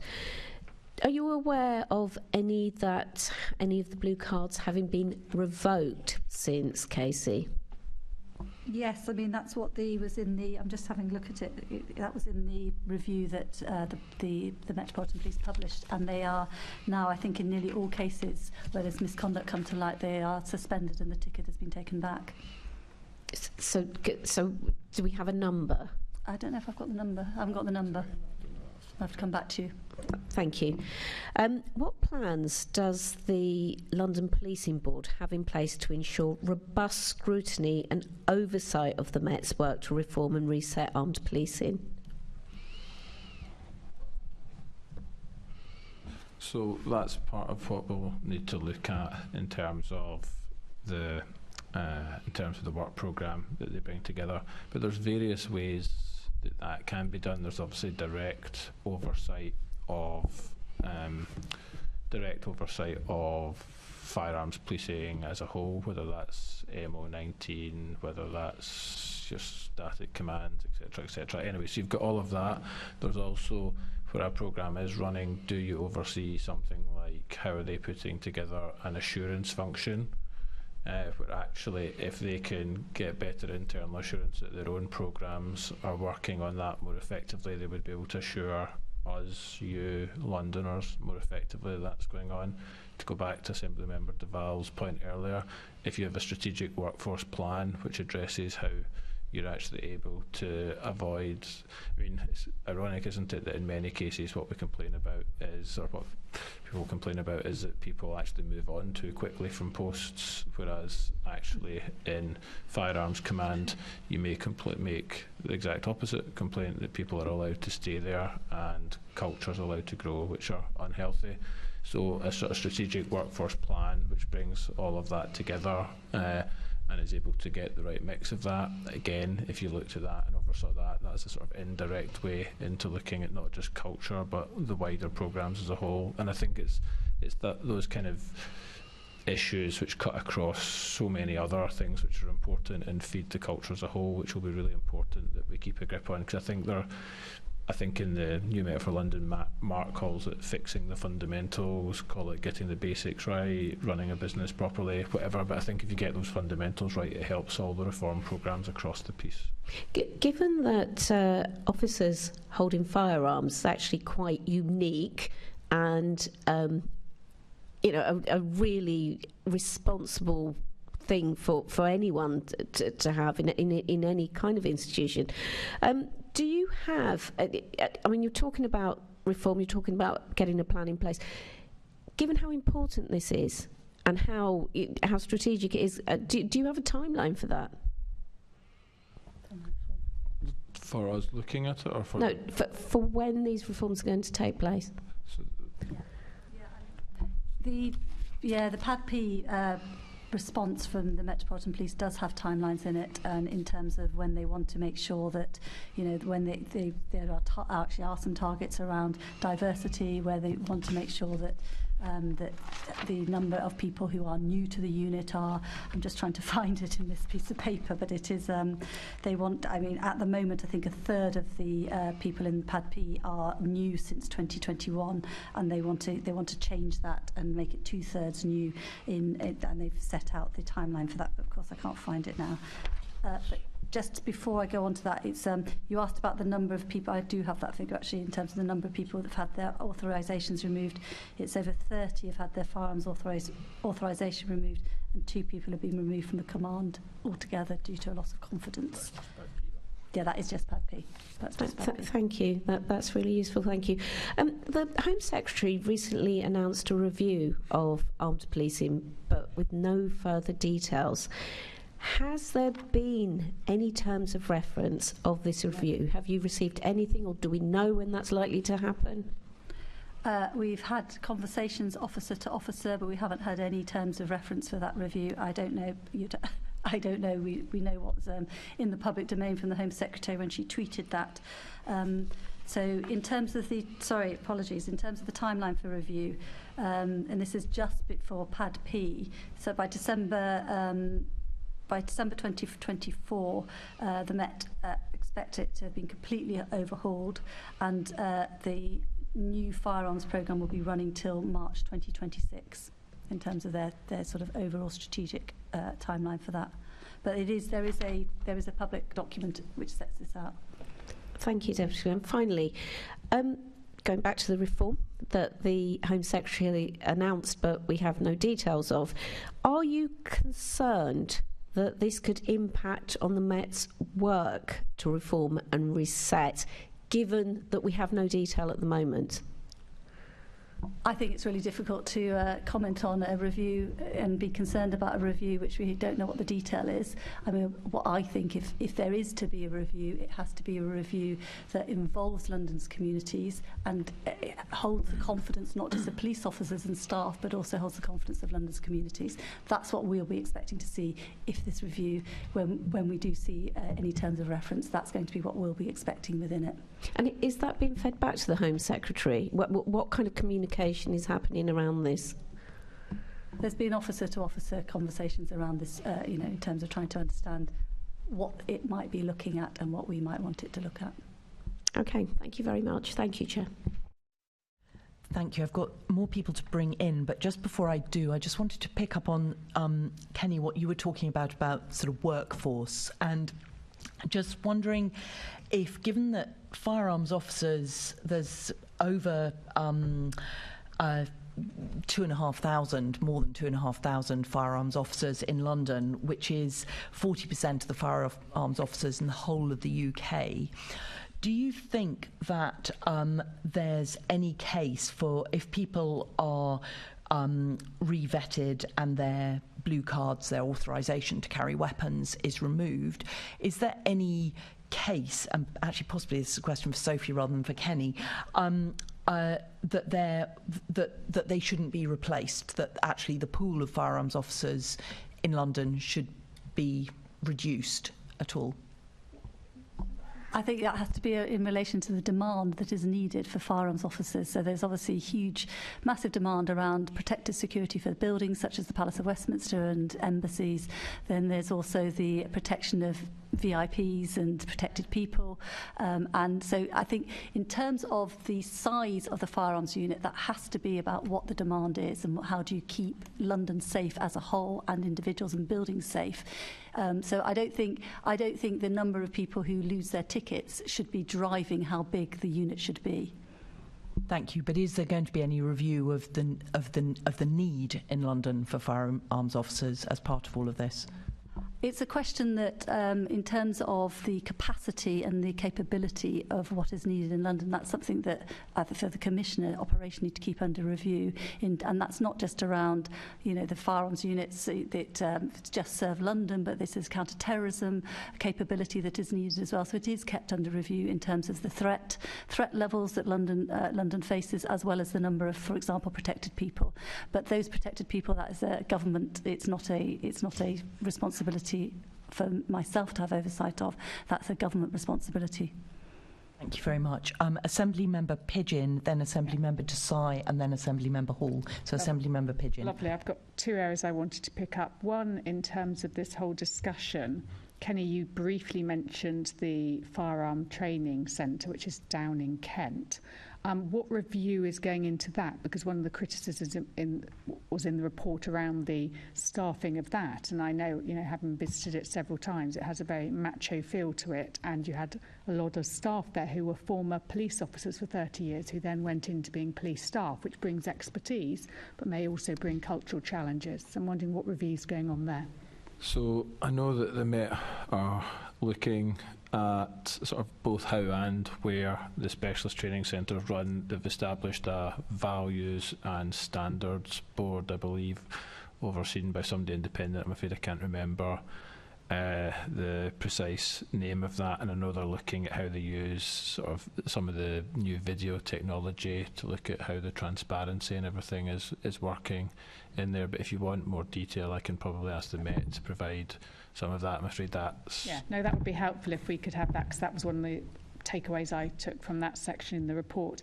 The other area is just how the budget within this particular area had been misused and how nobody had picked that up, so it appeared, whether that's MOPAC looking at the budget and wondering why this area was overspending, or the Met. But I'm just wondering, how are you now going forward with this new management team in really interrogating the budget there, going back to, zero-based budgeting, if you like, going back to saying actually what is needed to provide this service to make sure that there's no excessive expenditure in here and that you're back to a more normal unit and spend that you would expect? So I think the issue that was uncovered by Baroness Casey in her review was not so much excessive expenditure, but inappropriate expenditure below even supervisory sign-off levels, that there was a significant and entrenched culture and behaviour that had officers signing up, just spending below the limits so that they could continue spending inappropriately. So, and obviously in terms of what comes to MOPAT, that's... It's extremely low and below the radar. It is something that we discussed when we went to visit PADP in terms of those expenses, the ways in which things were being bought that were inappropriate. It's in Baroness Casey's review, isn't it, about night vision goggles and special protective, I don't know what it was, covering that was totally inappropriate for London. Now, these are things that are very much were being held just below thresholds of sign-off for supervisors. Obviously, there's, we've discussed this with the senior leadership team in terms of how they are now getting a grip on that, and they are doing so. And we will need to think about, and we are thinking about how our audit, how that, in terms of overall budgets, is the budget right size? But I don't think the issue was excessive spending; it was inappropriate spending. Excessive, sorry, different descriptive words, but spending that was wrong, that wasn't being picked up. Oh, absolutely, yeah. But I just think, is there a position where you should be looking actually from the start? We have this sort of officer cost within here, we need this sort of amount of money for the weapons, and to really build it up again from the base so you know what is reasonable, what would be a reasonable training cost, and so on, rather than just, it seems to me, you just carry on and budgets easily get bloated. Absolutely, budgets do get bloated. Budgets have underspends in them that don't get given back to the. And this is not just firearms. This is a strategic issue with every organisation. I think have underspends in them that just get sort of squirreled away for use on something else that wasn't first of all designated to do so. The Commissioner's team are absolutely aware of all this and have actually are setting in strain across the piece, priority-based budget, and they are bringing in some expertise to help them do that, because they recognise that they need capacity to do that and expertise to do that, and they are just bringing in some expertise to enable them to do that, because it's incredibly important going forward. With the Met has significant budget challenges next year and in the years ahead. Incredibly important that those budgets are right sized. We know what that budget has been spent on, and it's been spent on the right things as well as the priorities. So that's across the piece happening in the Met. Yeah, I think also as part of this, obviously this is spending up to the limit, but also you need to be really looking at credit cards, which is an issue in the past. In the Met, we did a huge amount of work on the MPA because people were misusing them, not claiming them quickly, and it basically became personal credit. And you need to make sure that there's the culture around that, because I don't think it's had the focus in recent years, is back to where it should be. Thank you, Chair. Thank you. Assembly Member Desai. Thank you, Chair. Good morning, panel. Deputy Mayor, I want to ask you specifically some questions about events of some 2 weeks ago following the charging of firearms officer Annex 121 in relation to the shooting of Chris Kaba. A number of firearms... Assembly Member Desai, are you, just to be absolutely clear, we obviously can't talk anything about the case in detail because... If you allow me to go to my question, then I think you won't have any problems. But I'm just reminding you that we have to be careful about contempt of court. I was going to make that point. So a number of firearms officers, if the BBC reports are to be believed, some 200, stepped away from firearms duties. This required the Met to temporarily seek assistance from other police officers and the armed services. I know you'll be limited in what you can say, but can you provide the committee with an update of, one, what assistance the Met required from elsewhere, why this support was required, and three, what the current situation is, and your reflections on how can we ensure these officers that are needed to keep us safe are also held accountable for the crucial work that they do in a speedy manner. Thanks a lot. In terms of, I think the Commissioner did give an update to the London Policing Board last week in terms of the firearms situation, and the Metropolitan Police put out quite regular statements, public statements about what the situation was in London. My understanding of it was that not my understanding, the Commissioner felt that he needed to call upon additional resources and capacity to come into London. He triggered the mutual aid provisions within policing, and that there were a number of forces that did provide some officers to come from mutual aid, and he also triggered the MACA arrangements. I don't know what that stands for, but it's the mutual aid to civil authority, but it's basically being able to call in the army if they were needed. However, that situation did abate within quite rapidly, and I think I'd have to double check it because I haven't got it here in front of me, but either by the Monday, that happened on the Saturday, by the Monday or Tuesday that those arrangements were stood down because enough officers had returned to resume their duties. And in terms of your question, in terms of officers having confidence to carry out their duties, I think it's an interesting one, isn't it? There's a number of issues here in terms of the timeliness of investigations, and the capacity of those who are carrying out those investigations in order to be able to do it, the IOPC and the CPS, both of which, and I hope that the Home Secretary's review will, in terms of reference, will look at this. They need the capacity and resources to carry out investigations and the accountability that's needed, quite rightly needed, so that communities have confidence in what is happening from armed officers. They need the ability to do that really quickly, and at the moment, the IOPC and the CPS have suffered significant cuts, and it is incredibly difficult for them to do that, never mind whatever processes they have to go through. I'm just, that's a general point about what we know about timeliness. It means that these cases do carry on for a long time. Thanks, Chair. Thank you. Assembly Member Hall. Thank you. Really quickly, Deputy Mayor, as the Deputy Mayor for Policing, are you really satisfied that if anything occurs and many more firearms officers hand in their guns, that we can cover the situation in London?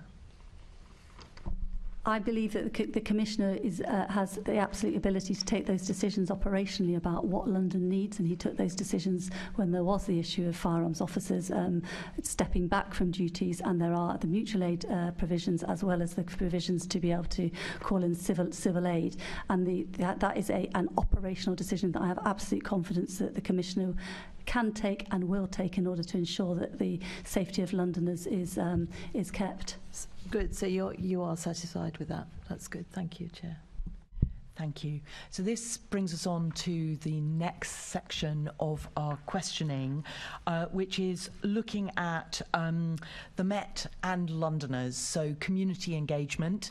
So Natasha, will be hearing much more from you in this part of the meeting. And I think one of the things that Baroness Casey said in her conclusions was that the Met seems increasingly out of step with Londoners, and so these questions are going to be looking at, how we sort of reset that relationship, that trust and confidence with Londoners. And I think one of the things that is probably in all our minds is the really tragic murders of people that have happened over this last week, with a 22-year-old young man in Brixton, the 16-year-old in Edmonton, and also Eliane Andam, for whom a vigil was held yesterday. And I think her murder has just struck everyone to the bottom of our hearts, and our thoughts with her family and her friends, but also with all the community in Croydon, because speaking with local councillors there, it happened right in the middle of the community, right in the middle of rush hour, and it has affected many people. So before we move on to the questions that Assemblymember Hall is going to ask, I just wanted to ask you sort of how MOPAC engages with a community in this kind of and provides the support that's required with a crime that is as traumatic as that. Thanks a lot. And I mean, you're absolutely right. The murder of Eliane just absolutely struck everybody to the core, because it was such a normal and natural thing for somebody to be doing, going to school in their school uniform on the bus. I myself went down with the Mayor on Thursday to Croydon and spoke to officers who had been involved in it, and spoke to the community members as well, who very much have been involved in it. There's very, very strong community engagement in Croydon, which is an interesting issue. Really strong community engagement. My Ends, funded by the Violence Reduction Unit, is very strong in Croydon. They hadn't had I know this is no comfort whatsoever, but they hadn't had a teenager murdered in Croydon for 22 months before last week. In terms of what does MOPAC do in terms of engagement when these dreadful events happen, that's very much the work of the Violence Reduction Unit. They mobilise themselves, and they absolutely mobilised in the last couple of occasions, as they do always. There's a critical incident fund that the local authority can apply for, which can be used for whatever they feel is necessary in order to provide community support, and or the areas that they can apply for community support, community engagement. Actually, sometimes that critical incidents fund is used to provide overtime for youth workers to be able to go out and be able to actually try to suppress any, and this isn't the case of, this is in general critical incident fund, suppress any possible reprisals, or, really try to bring the temperature of what is going on in the community down. So there is that critical incident fund. The Violence Reduction Unit will also engage with the local police there as part of the Gold Group setup, and offer support, advice, and discussion about what is needed. Ourselves in MOPAC, we have those conversations with the Metropolitan Police in terms of ensuring that community stakeholders are properly briefed and people know what is happening. But in terms of immediate response to critical incidents like that, that is the Violence Reduction Unit has a well set out and now unfortunately well used programme that they put in. Thank you. Assemblymember Hall, if you'd like to lead on the questions on this section. I would, thank you. Deputy Mayor, how well do you believe that the Met understands the population it serves, and do you believe its understanding is better or worse than it was 10 years ago? I mean, you can see from Baroness Casey's report that there has been that, and in terms of there's been that a reduction in the ability of the Metropolitan Police to understand the communities and understand and have engagement with the communities that it's serving.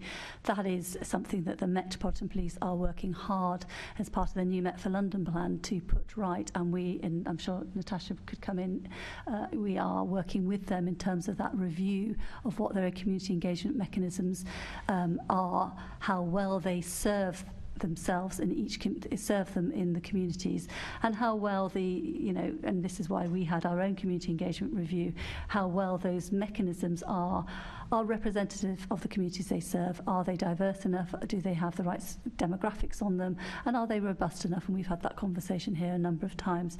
But other ways in which we ensure, from MOPAC point of view, working with the Met, ensure that they understand London and its communities is through the Public Attitude Survey, which is, I genuinely, and not just believe, I think it is a national it leads nationally in terms of ourselves, and in terms of the Metropolitan Police being able to understand what what is happening. We also have user satisfaction surveys, victim satisfaction surveys, and all these surveys that we do, we work with the Met to make sure that they are fed into the right places and to make sure that they understand what is happening in their local communities.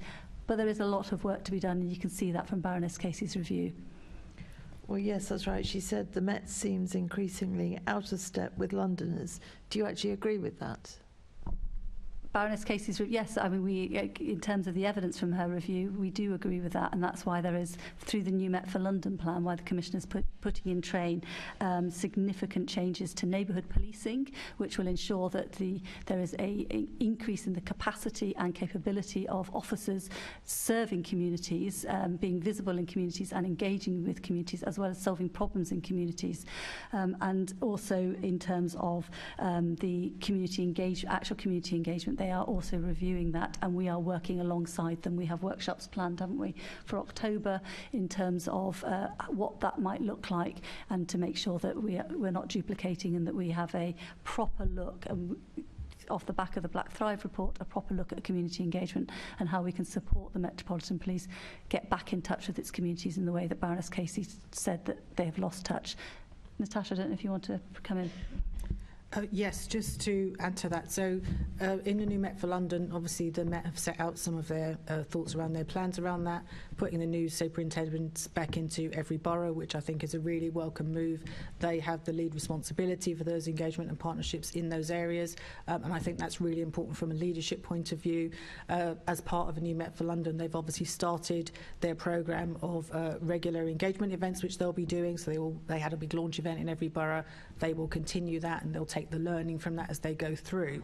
And they have also then been doing lots of smaller local community conversations. So if you go to different parts of London, you will find that the superintendents have been kind of going out to local community organisations, talking to them about their plans, trying to actually understand their areas better and understand where their gaps are so they can build bespoke programmes in their local areas. And I think that's also really important, that in each area they are looking at their particular local set of circumstances, who are their communities, and making sure that they are trying to reach all parts of that. Okay, and this has been really instigated since the Baroness Casey review? There has been a big push since then. They were doing some of this work prior to that. So we, as part of the work we did around the Ms Action Plan, for example, they did some bespoke work on trying to reach out to black communities that was led by the Assistant Commissioner Alison Hadari at the time.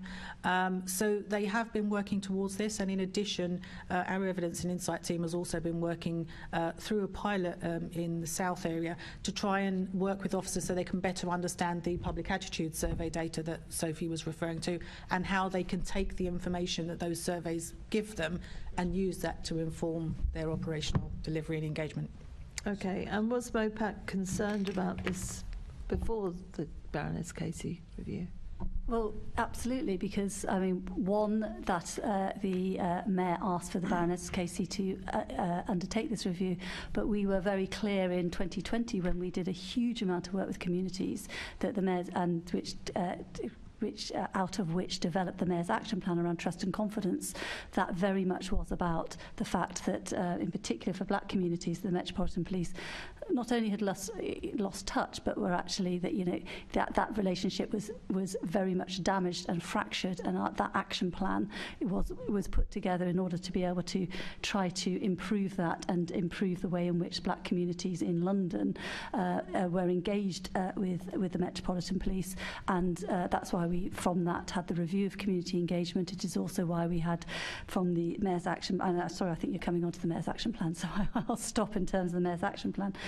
One of the things I would like to say in terms of reading Baroness Casey's review, and it isn't an excuse, but I think it is important in terms of context, and particularly around neighbourhood policing and particularly around losing touch with London's communities. She's also very clear that neighbourhood policing had become absolutely stretched, that some of the decisions, so she didn't agree with all the decisions, but many of the decisions that she didn't agree with were actually driven by the fact that police officer numbers were falling and the budgets of the Metropolitan Police were falling. I think it's important context, and yes, the Met had absolutely, in terms of Baroness Casey's report, that she very clearly sets out how it had lost touch with communities, but we also know that, for example, neighbourhood policing had, and she cites this as an example in her report, neighbourhood policing had fallen from the heydays of, was it 2006, when there was the Safer Neighbourhood teams of one sergeant, 3 PCs and 2 PCSOs.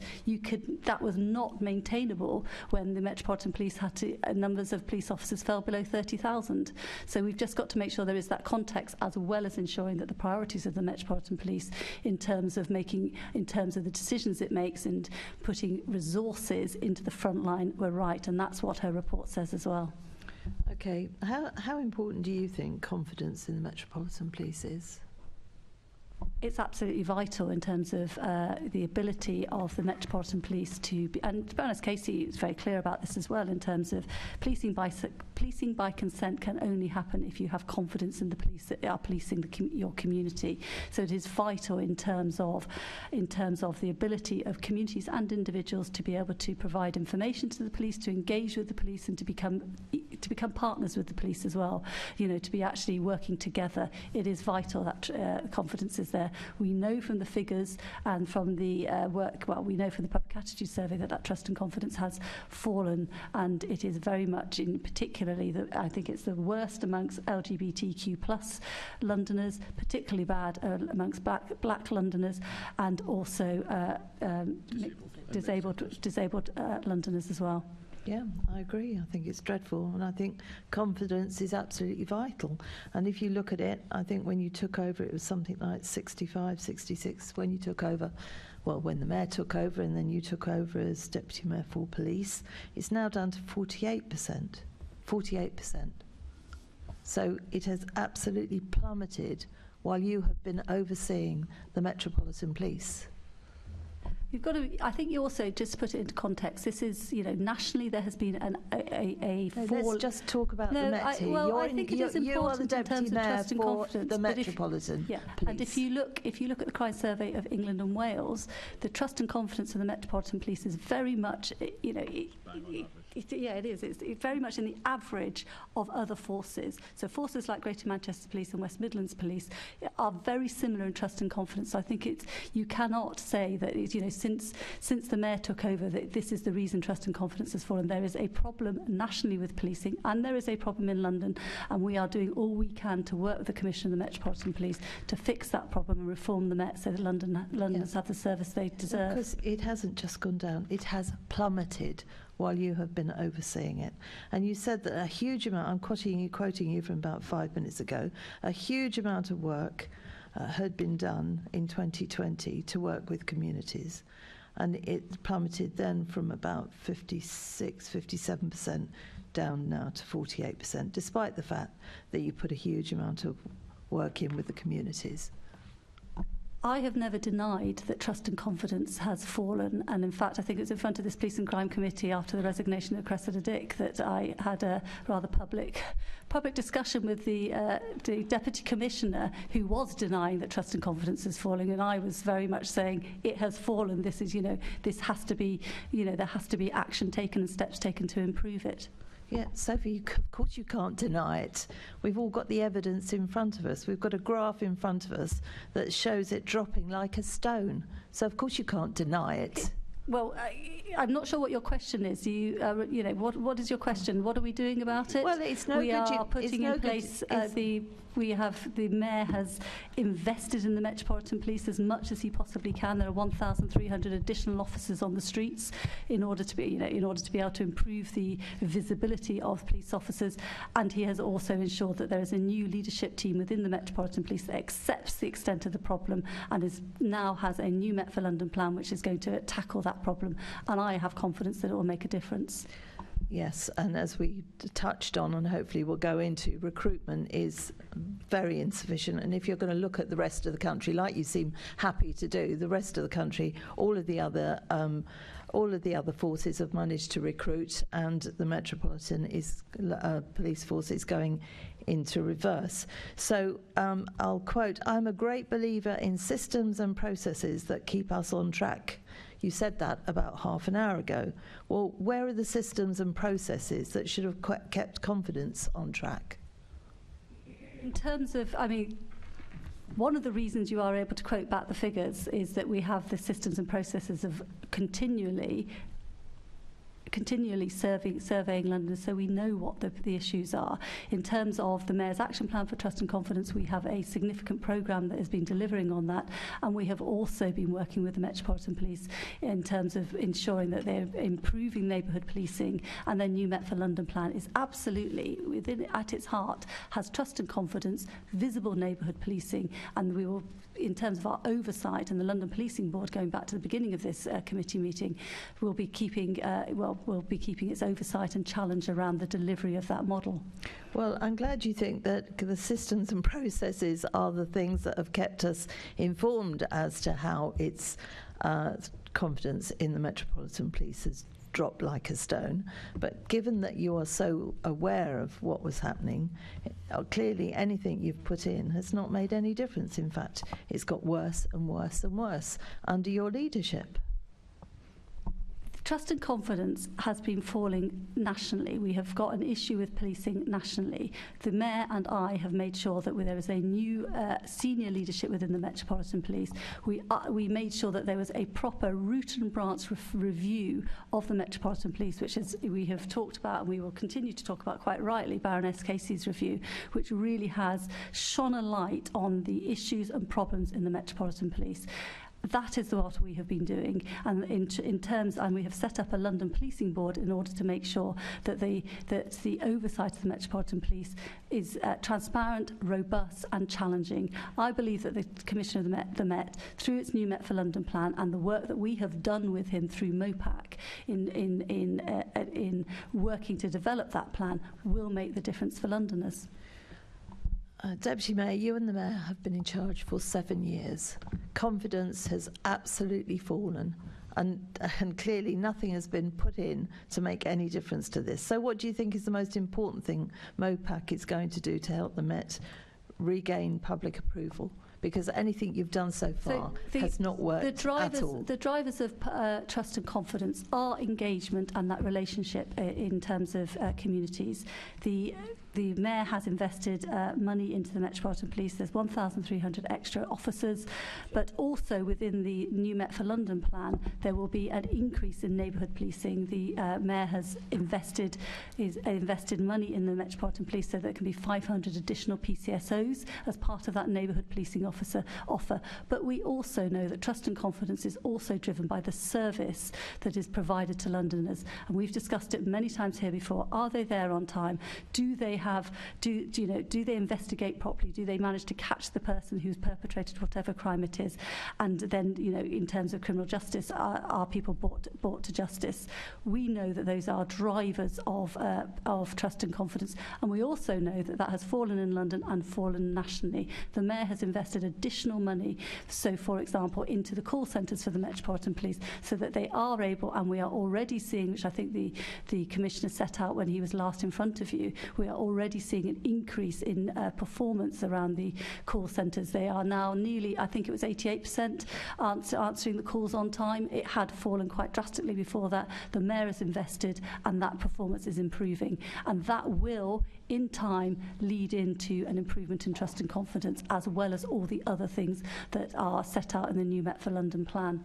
Well, I do have concerns because you've just said that a huge amount of work went into communities in 2020, and yet that's made no difference to confidence. It could be that because sexual offences are up 40% in the last 7 years, violent crime is up 30% in the last 7 years. Susan, you know that burglaries, robberies, theft up 25%. No, I'm looking at your record. Well, you can look Deputy Mayor. Well, I'm looking at your record. You say how important I the think confidence you should in the be really Met careful is. about quoting figures around sexual offences increasing as a problem. We all know that one of the major problems around sexual offences is that people do not, particularly women, have the confidence to come forward and report. So whilst it obviously is concerning that numbers are rising, we also need to realise that actually we want an increase in reporting of and you're sexual mentioning offences. confidence again, and but confidence has plummeted and actually since under you. I think you'll Assemblymember find Hall, can I that since ask 2016, homicide is down, burglary is down, gun crime is down, knife crime with injury for under 25s is down. We can carry on throwing the statistics around, but I do think you should be really careful about talking about an increase in reporting of sexual offences as a problem. And I think you should bear in mind confidence in the police is vital. You've said so yourself. And under you, it is absolutely plummeted to 48%. Assemblymember Hall, you've made that point many times. Well, and I'm I think you hoping need it to be doesn't fall on deaf careful. ears, Chairman. I'll finish it there. I'm the chair, not the chairman. Assemblymember Hall, you have had a lot of time there. We are now going to take Assemblymember Desai. It's three questions. No, it's three. Sorry, Chair. I do have to ask three very quick questions of the Deputy Mayor. Related to Chair, what we've just been discussing? It's about the three recent tragic murders of our young people that you've seen in the capital. But first, can I say through you, Chair, that the thoughts of this committee are with the families and friends of the three very young people that we lost in such tragic circumstances. The three quick questions I have of you, Deputy Mayor. I know it's early days, but are you able to give us an update as to where the various investigations are? Secondly, you, along with the Mayor, attended 2 or 3 public meetings or meetings of invited representatives of the local community.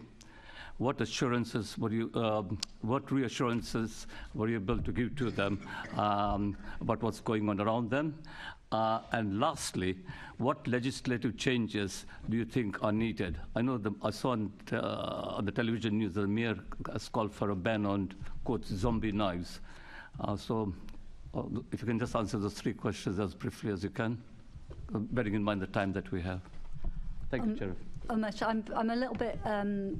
I'm a little bit reticent to giving you an update on the investigations because I haven't had that information in front of me recently. There was an arrest following the murder in Croydon. Yeah. I think I have to let you know, basically, unless. Yeah, because I haven't looked at that this morning in terms of the investigations. I have been with the Mayor to 2 of the... I went to Croydon last Thursday and met with community members and local police, and we went up to Enfield on Monday or Tuesday of this. Sorry, I've lost track of time. Tuesday, thank you. On Tuesday to meet members of the community there. Obviously, it's incredibly... I feel I shouldn't say this because it's not for me, but they are very difficult meetings because those crimes they've impacted nationally and they've impacted the community and the families the worst. And I've met people who have been absolutely devastated and impacted by it. What we have to do is make sure that, as we've discussed, that the Violence Reduction Unit and its ability to reach out and support in those times of crisis is there, and it is there, and it's absolutely working in terms of making sure that those offers are there through the Critical Incident Fund and through the community engagement, and also offering traumatic support for trauma as well for the communities, because especially in Croydon, met community members who are dealing with murder and violence a lot, and it is very traumatic and very difficult for them. The Mayor has written to the Home Secretary in terms of legislation around knives and the ability of people to buy knives. Now, I'm not suggesting, and nor is the Mayor, that will solve the problem. You have to go at it in a multifaceted way in terms of prevention, early intervention, but one of the issues is the ability for people to buy knives, whether you're under 18 or over 18. The government, I think, I think there's been 5 Home Secretaries that have promised legislation on banning knives. We are now promised it again. The Mayor has written asking for that legislation to come forward quickly, as soon as possible when Parliament resumes, but also to make sure that legislation is not so tightly defined that actually what it means is only very specific knives are banned. So it is at the moment very tightly defined around zombie knives and machetes in terms of serrated edges, holes in it's really tightly defined. It needs to be flexible enough in order to be able to really pick up those knives that are dangerous, and that there is absolutely no legitimate use or any legitimate reason why somebody should be carrying that in London. Thank you, Chair, for letting me ask what I consider to be very necessary questions. Thank you. Thank you, Assembly Member Desai. We are now going to take a 10-minute comfort break, which means we will come back again at 4 minutes past 12. So members, if you can make sure to be back in the chamber by 4 minutes past 12. Thank you, everyone.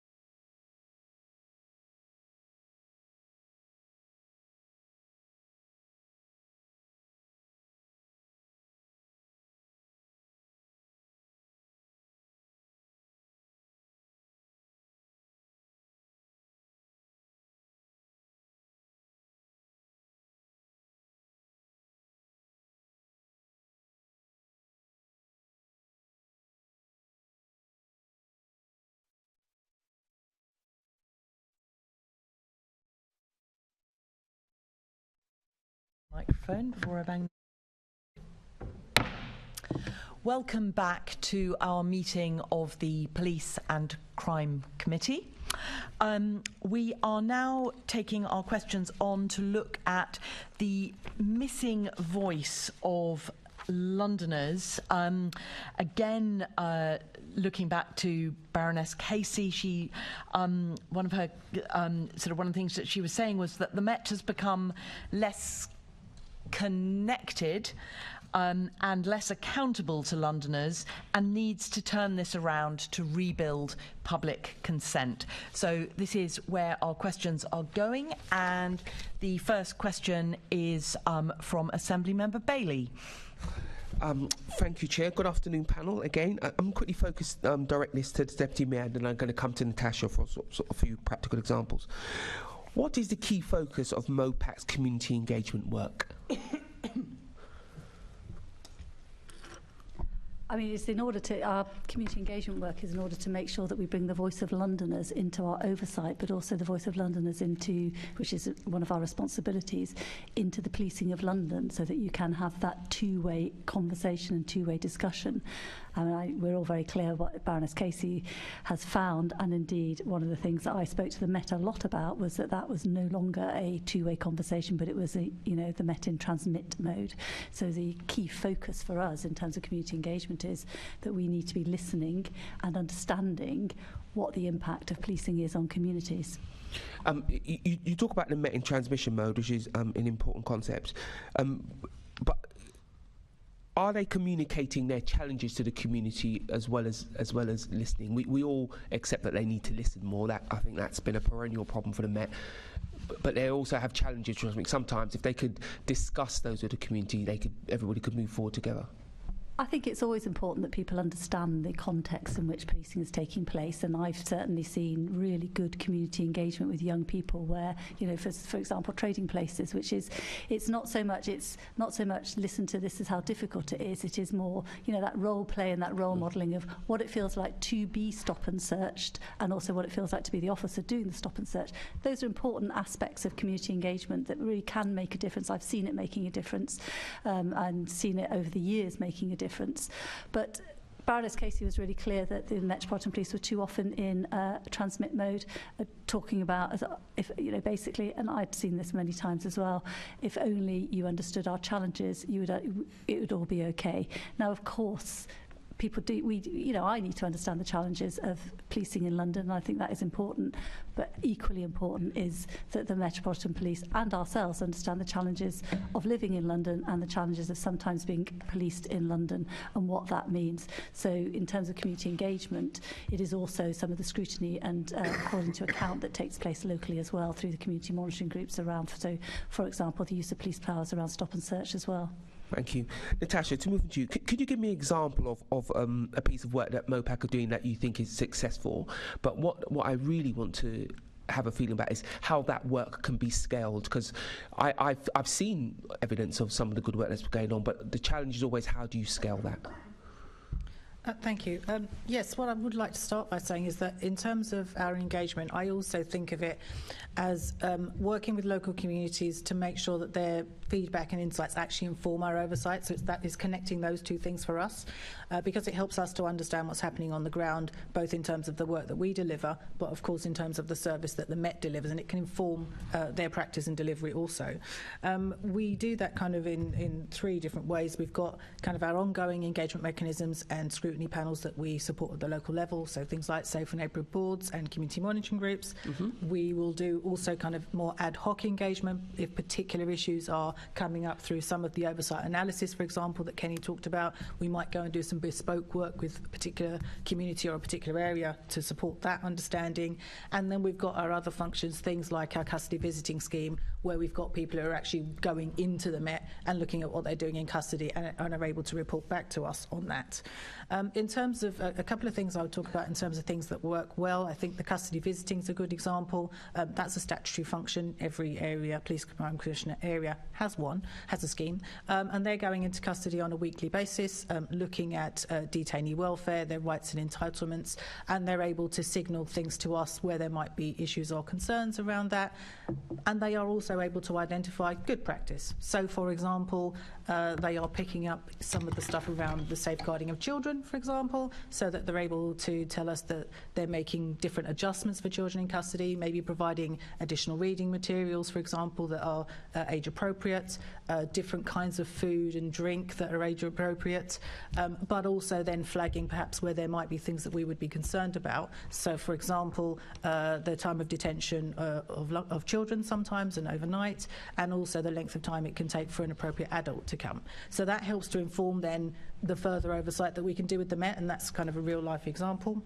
And also we've been doing some work around community scrutiny panels. We're piloting a new way of working in Hackney, for example, and we've worked really closely with the local authority and the local community through the Resilience Partnership to actively recruit 15 people from that community from a range of backgrounds with different experiences as well, who are coming together now to kind of scrutinise the use of police powers in that area. And that's going to be done in a really transparent way. So we're kind of really focusing in on that. Scale, you're right, is a challenge. And one of the things I think that will be really important for us in terms of being able to scale up is two things. One, I think we establish core principles so that people have a kind of foundation of what we need them to do and how they go about that. And then we allow people to localise that a little bit so that you can have some flexibility, which I think is important. But it's really important that we have effective partnerships and working arrangements with local authorities, for example, and community organisations in those areas, because our capacity alone isn't enough to do that, and we need to kind of galvanise that local support so that actually both we can build those structures, but then they can be sustained over the longer period. So I think that's a good question in terms of that sustainability piece. Thank you. Let me just come back to Deputy Mayor. What is your vision for safer neighbourhood boards, and how is MOPAC currently supporting them? So we've carried out a review, and we had Black Thrive, as we've discussed here before, help us with that, support us in that review. I've got that report now, and we hope to publish it shortly. And we are working with the Met as well in terms of what those structures might look like. Safer neighbourhood boards are part of that review. Clearly, we need to make sure that there is that ability at a borough level for engagement and holding the Metropolitan Police to account. We can see that very clearly from Baroness Casey's report that is needed, but it is has also looked not just at safer neighbourhood boards but at community monitoring groups as well, and setting out principles around what we can do. We need to have in place a structure that allows communities to have their voice heard, to be able to hold the Metropolitan Police to account, and also to feed back to ourselves and the Met. So safer neighbourhood boards are part of that review, and we are looking at that in terms of what the recommendations are and how we take that forward. Okay. To what extent does MOPAC have oversight on the Met's engagement with Londoners, including its independent advisory boards?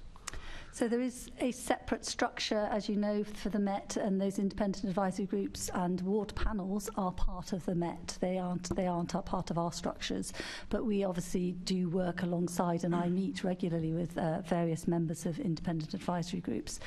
Again, we are working with the Metropolitan Police, and I touched on the fact that we've got workshops in October. Those workshops are with the Met as well, to look at how their new Met for London plans are developing in relation to engagement, and make sure that we aren't ploughing our furrow here and the Metropolitan Police are ploughing their furrow there, but that it is brought together as much as possible. There are different roles and different duties and responsibilities that each has, so we've got to make sure that the Met do need, when for example there's critical incidents, they often call upon an advisory role for people to come in and advise them. Now they clearly need to have something like that, but what's really important is that those groups are refreshed, those people on the groups understand what's happening in the community, and that those groups don't become sort of entrenched. There are some fantastic people, and I've met them working in those groups. We've always got to make sure we refresh them. It's one of the learnings I've had from being a councillor for a long time in Hackney, was that you do get used to speaking to the same people. Yeah, I mentioned that earlier because I think that's a major problem. Slightly I'm going to try and mix 2 points here. But to what extent do you think good community relations can support morale in the Met? We've talked earlier this morning about the difficulty of recruiting. I think it'd be very hard to convince people from the black community, for instance, to join the police. So to what extent is it possible, do you believe, to use those good community relations to support the morale of Metropolitan Police officers?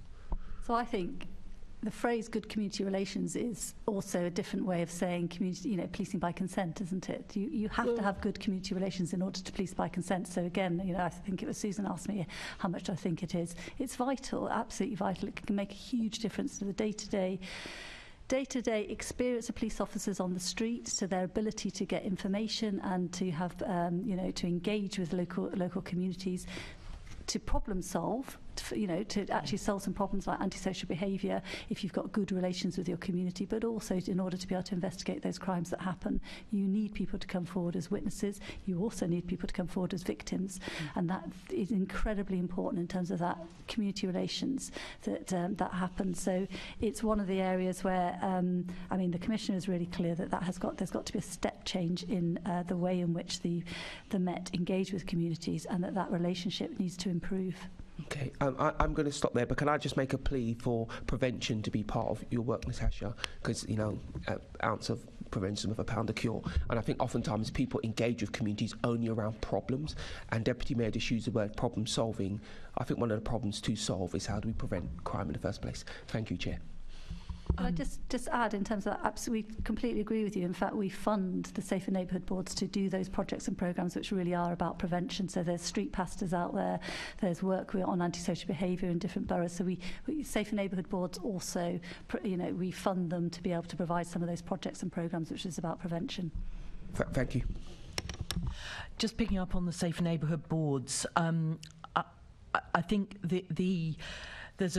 as all of this thinking about how community engagement works and is best refreshed in order to address some of the issues around trust and confidence, it is really important that the Safer Neighbourhood Boards kind of have a sense of engagement with MOPAC, and I think certainly my experience as a local councillor in Islington. Sort of seeing how the ward panels relate into it all feels a little bit under scoped out. It's all a bit flaky at the moment, and so I think that the Safer Neighbourhood Boards would really appreciate dialogue with MOPAC about how they best fulfil the very important functions that they have. So I'm sort of hoping that's something that's on your radar to be thinking about. Absolutely. So they have been involved, as have many others, in some of the conversations around the work we're doing in the review. They will be involved in those workshops, and we'll be having conversations with them about that. The other thing that we're doing, both with the Met and with local authorities, is trying to do a bit of that mapping to understand the whole landscape and how it all fits together, which, as you say, there's a lot in there, and we want to make sure that's all properly aligned. That's very good to hear. And then the only other point I just wanted to pick up was about the independent advisory groups. So I've been speaking recently with someone who's participated in one of those groups, and I think they just mentioned that there was a bit of concern about the longer term financing for those groups, but that it was part of a 3-year thing, or is that? Yeah. No.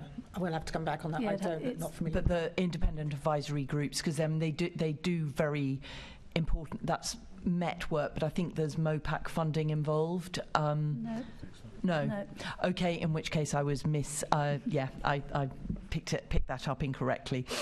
Assembly Member Pidgeon. Yeah, thank you. I just want to carry on this conversation. Obviously, you've got these workshops you've talked about in October. You've had your Black Thrive report, and we would be very interested to see that when it's published and how you see MOPAC's community engagement. But the MOPAC and the Met do so many things, some that may overlap, some that don't. Where at this point, right ahead of you having those workshops, do you think there are gaps, Deputy Mayor? So I think there's gaps in there are gaps in what those individual boards and community monitoring groups look at, and that's one of the things we've been looking at as part of the review. So, for example, the community monitoring groups mostly look at stop and search. We know there's a gap that people wish, people want some public and community accountability and scrutiny looking at the use of others' police powers. So I think that is a gap that needs to be filled. The other element that, I don't know if you call it a gap, but the other element that I think needs to improve is, well, it is a gap. It's a gap in representation. It's a gap in diversity that often. And there are very, very good people giving up their giving up their own time to do this work. So I'm not criticising them, but we need to improve and enhance the diversity of the groups that are working with us and working with the Metropolitan Police. Yeah. Okay. Thank you. When do you think the Black Thrive report will be published and for us to see? Well, we've got the report and we are obviously looking at the recommendations. We wanted to make sure that we had these workshops because I want to publish it alongside, this is how we're going to go forward. To go with that. Yeah. So by the end of the year? I hope so. Yeah. Okay. No, just to get a feel, because it is an area that we've taken a lot of interest in the past. In terms of the Met, do you think they are really embracing this? Because yes, they have all these groups. Some are really good, some aren't. I raised some of this with the Commissioner last year. But, Baroness Casey did say that the Met doesn't value external engagement. That was one of her comments in her report. Do you think they're shifting on that, or is there still a long way to go? Yeah, I do think they're shifting, and I think, a lot of what Baroness Casey found, and of course it hasn't been fixed, but a lot of what Baroness Casey found was what has happened over the years and decades of the Metropolitan Police, and we now have a new senior leadership team that has very much set out its stall of how it is going to be different. And I do think, and the Commissioner talked about this last time he was here, and I think it is really significant that when he launched the new Met for London plan, he didn't do it in a swanky, think tank or anything like that. He did it, he launched it. He not only launched it in the community, but went around. I think he went to 14 boroughs. I mean, that is a significant commitment of time, and gives, I think, signals very much not only that him but also senior leadership team are outward facing towards communities, because the other boroughs were covered by his senior leadership team. Okay, and in the documents, the Met has said it wants to do more to support communities and people who've had their trust damaged, and we've had a big discussion about that earlier. What should this look like, and is the Met really on the right track, or is it, the practicalities just aren't there? They're in the right mindset, but you haven't got the way forward yet? I mean, in terms of structures, that's what we are looking at about what it should look like. But I don't think this is just about structures. This isn't just about the community engagement, the formal community engagement mechanisms. Where they can go into tick box, but they're not always, to be fair. No.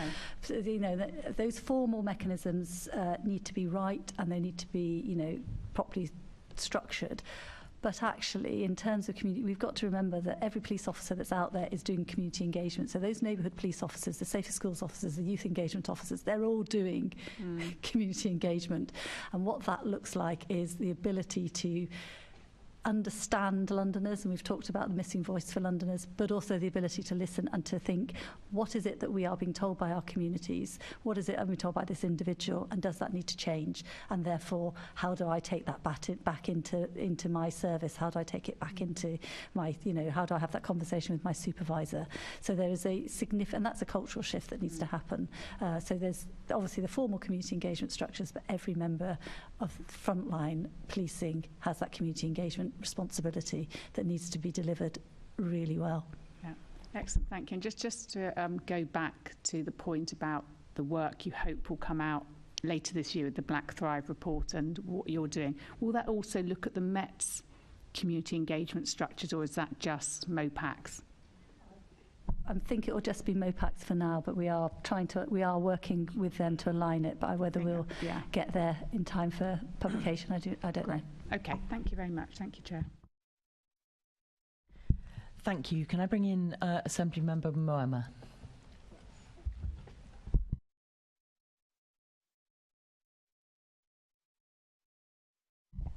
Sorry. My question is for Sophie, and Natasha, you may want to come in as well.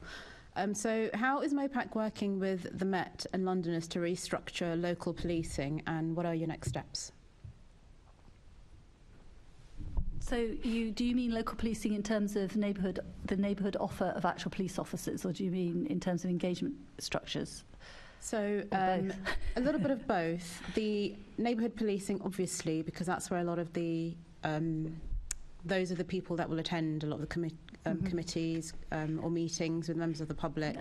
How is that affected? But there's obviously an issue with officers coming on to a BCU, but then they're put on a rotation, so they never actually, they do their 6 months and then they leave, and that has had or has a negative impact on the functioning of those meetings or those committees. I'll bring Natasha in terms of the community engagement, but in terms of how we are working with the Met in terms of neighbourhood policing, we are, part of its oversight and scrutiny around what their plans are and what that will look like, and how they will have a rationale that it is understandable to boroughs, to local communities, as to how they move people around. They have very clearly set out their stall in terms of wanting an increase in neighbourhood policing, an increase in PCSOs. There's obviously operational decisions need to be taken as to where they will go, and obviously it will have to be done on need and demand. We are working with them in terms of what does that look like, and how, what is the rationale behind that. In terms of the community engagement, do you want to, Natasha, do you want to come in?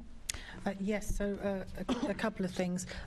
We work a lot, obviously, with the central team around that, so they've got their central command that are building all of their community engagement principles, which they will then be pushing out to the local areas. We work with them quite closely. As part of our work on our review, as I said, we'll be working both with the local authorities and the police to think about what that looks like at the local level, to make sure that that's all aligned, but also supporting and engaging where we can with good practice and advice on the work that they're doing, and also with helping them to reach parts of communities that perhaps sometimes they're not in touch with, and helping to connect them up to those, both locally and at the centre.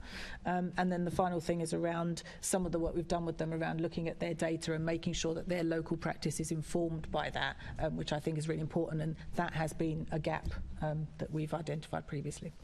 Okay, thank you for that. And so in the same way that you can have the same people that you're speaking to over and over again in an IAG or something else, you can have the same people over and over again that are coming to meetings, same members of the community, and I guess there is a possibility that there is a difference between what is, if you like, cascaded and what actually is received.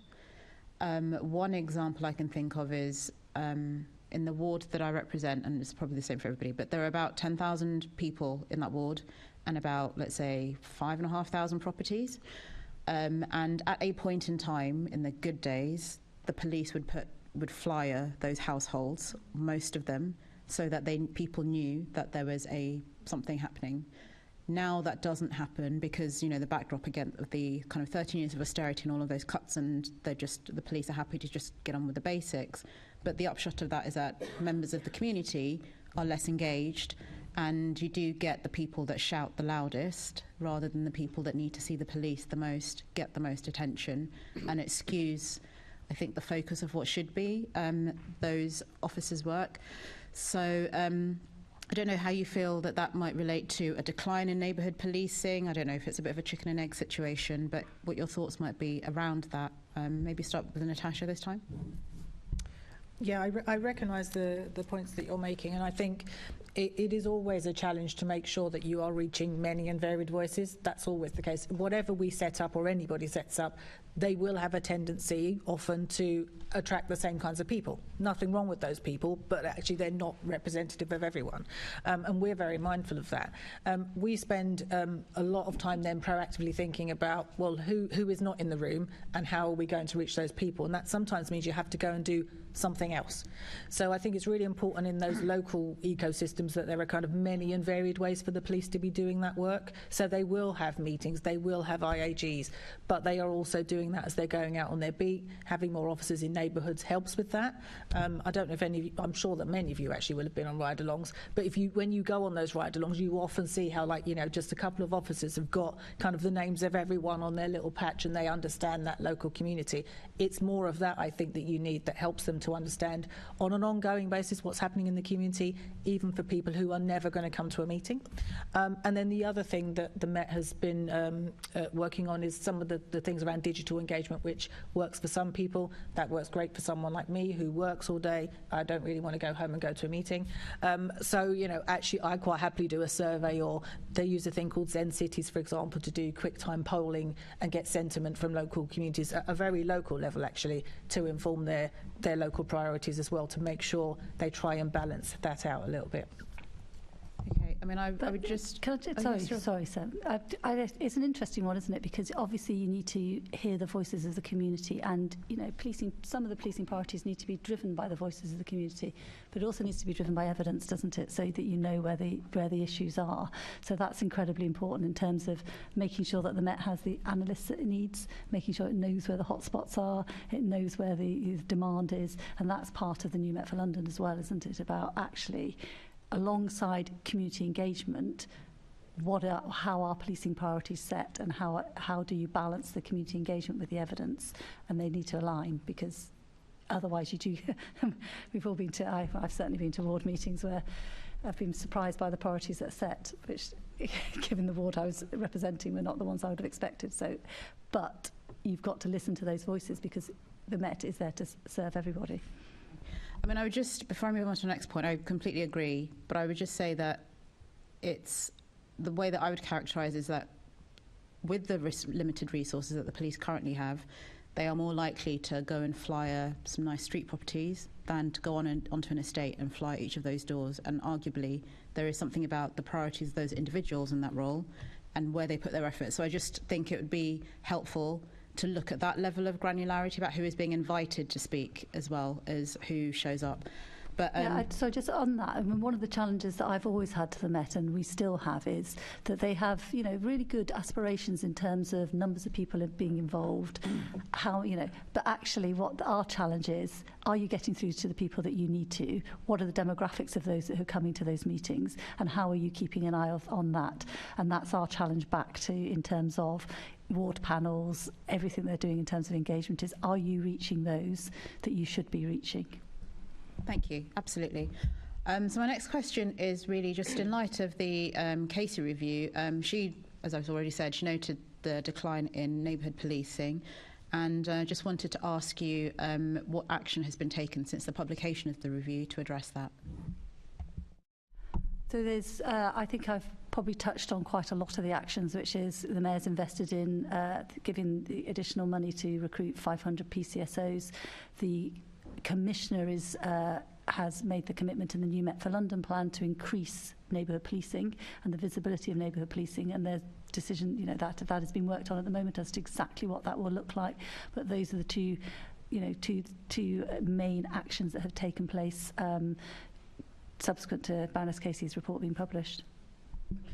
Thank you. And then again for Sophie and for Natasha, the Met said that it's committed to building genuine partnerships with local authorities and local communities, and will establish policing and partnership boards in each borough to bring the public and community leaders together with the police to deliver what they need. So in what way will MOPAC support these local partnerships? So the local partnerships are still to be built, so that's kind of some of the work that they're doing locally, is to think about what that looks like. One of the things that has particularly come out of some of those conversations is around making sure that the local kind of political leadership and local elected members' voice is there, because they obviously have strong representation, and thinking about how they engage them in those conversations. We will work with them, as I say, as part of our wider review, to make sure that that landscape is properly aligned, because we obviously have mechanisms operating at the local level already also that we have the Met engaged in, excuse me. So we're going to be talking to them about that and kind of working that through with them to make sure that those partnerships fulfil the aims that we need them to, and that they will need them to. And so once established, though, what kinds of things will you be doing? what kind of support will be offered? Don't know yet. I mean, it's very early days and we haven't got into that level of detail. And some of that needs to be negotiated locally and discussed locally, obviously. Okay, fine. So my final question then, following the attack at the two boroughs in Clapham in August, there was concern that the reinstatement of LGBT plus community liaison officers for each of the 12 BCUs is not enough. So what's your view and how are you ensuring that the Met are rebuilding trust with the LGBT plus community?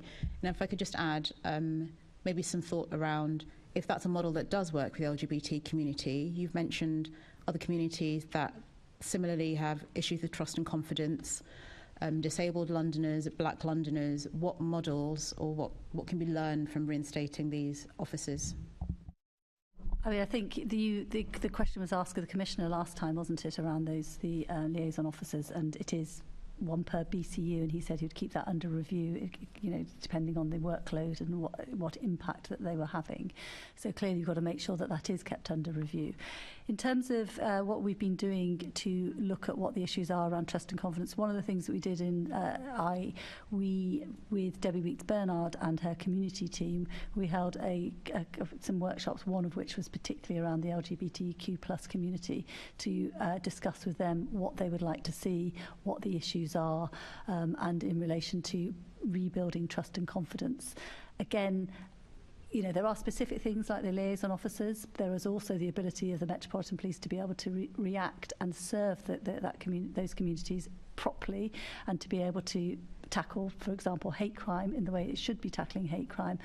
But also there needs to be really clear understanding that the response to all crimes it goes back to what drives trust and confidence. It's a response to all crimes as well as a response to specific crimes that the LGBTQ plus community is impacted by. So those responses to those dreadful hate crimes like the one that you mentioned, it's really important because it's not just about those individuals, it impacts the whole community. Thank you. So we now move into our final section of questions, which is about the Mayor's action plan for transparency, accountability and trust in policing. And Assembly Member Hall has our first question. Thank you. Actually, some of this has been responded to, and it was asking for an update on the work MOPAC has undertaken to involve communities in the scrutiny of London policing. I think we've more or less covered that.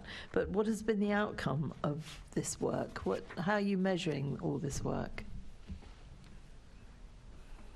Measuring the Mayor's action plan? How you're talking to communities and what difference that's making. So we have held quarterly reviews and community meetings on the Mayor's action plan. I think that's 9 so far, is it? The next one's in November, to discuss with communities specific areas around the action plan. So, for example, I think one in Croydon recently was looking at complaints that I attended. We had the IOPC there and discussed with the community and those that are attending, this is the role of the IOPC. What can we do to make it easier within the regulatory framework, which is complicated, and more understandable how, the complaints process. So we are continuing that interaction and engagement. It isn't just that we published the action plan and then we stopped. In terms of some of the outcomes of what has happened through the action plan, one of the areas from the action plan was a pilot around road stops that has been picked up by the National College of Policing, and they are now developing a code of practice and guidance which is going to look at road traffic stops following our pilot. There was also, the strip searches were referenced and were part of the Mayor's action plan in terms of accountability and understanding what's happening with strip searches, as well as the awful instance of Child Q. It's really driven some better oversight of the strip search, and we have seen, and we've discussed at Police and Crime Committee on a number of occasions, that actually the number of MTIPs has fallen by 45% as a result of some of the work that's happened in oversight and some of the work that's happened from the Metropolitan Police. There's been a custody record review pilot, which has been, in terms of the independent custody visitors that Natasha talked about, which has actually really looked about the experience of children in custody. Are appropriate adults coming quickly enough? but also in terms of there was a handcuffing review, compliant handcuffing review in the Met, and we have seen a decrease in the number of in the times that handcuffing is now being used. So those are just some of the things that have flowed from the action plan.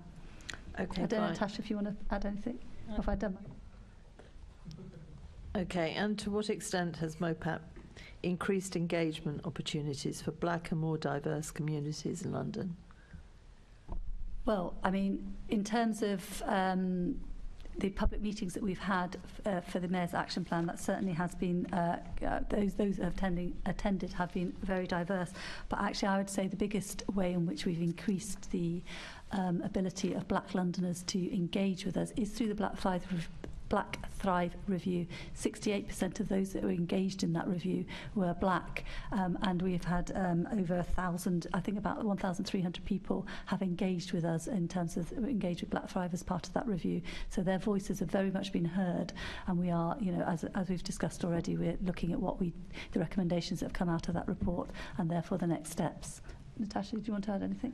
Yes, I would just add that as a result of the work we did on the action plan, the Met obviously set off and did a lot of additional engagement in that area also, and they're obviously now developing their London Race Action Plan. But prior to that, they were already doing lots of work that was related to the plan that required them to go and engage with black Londoners more effectively. So they've been building their capacity and ability to do that.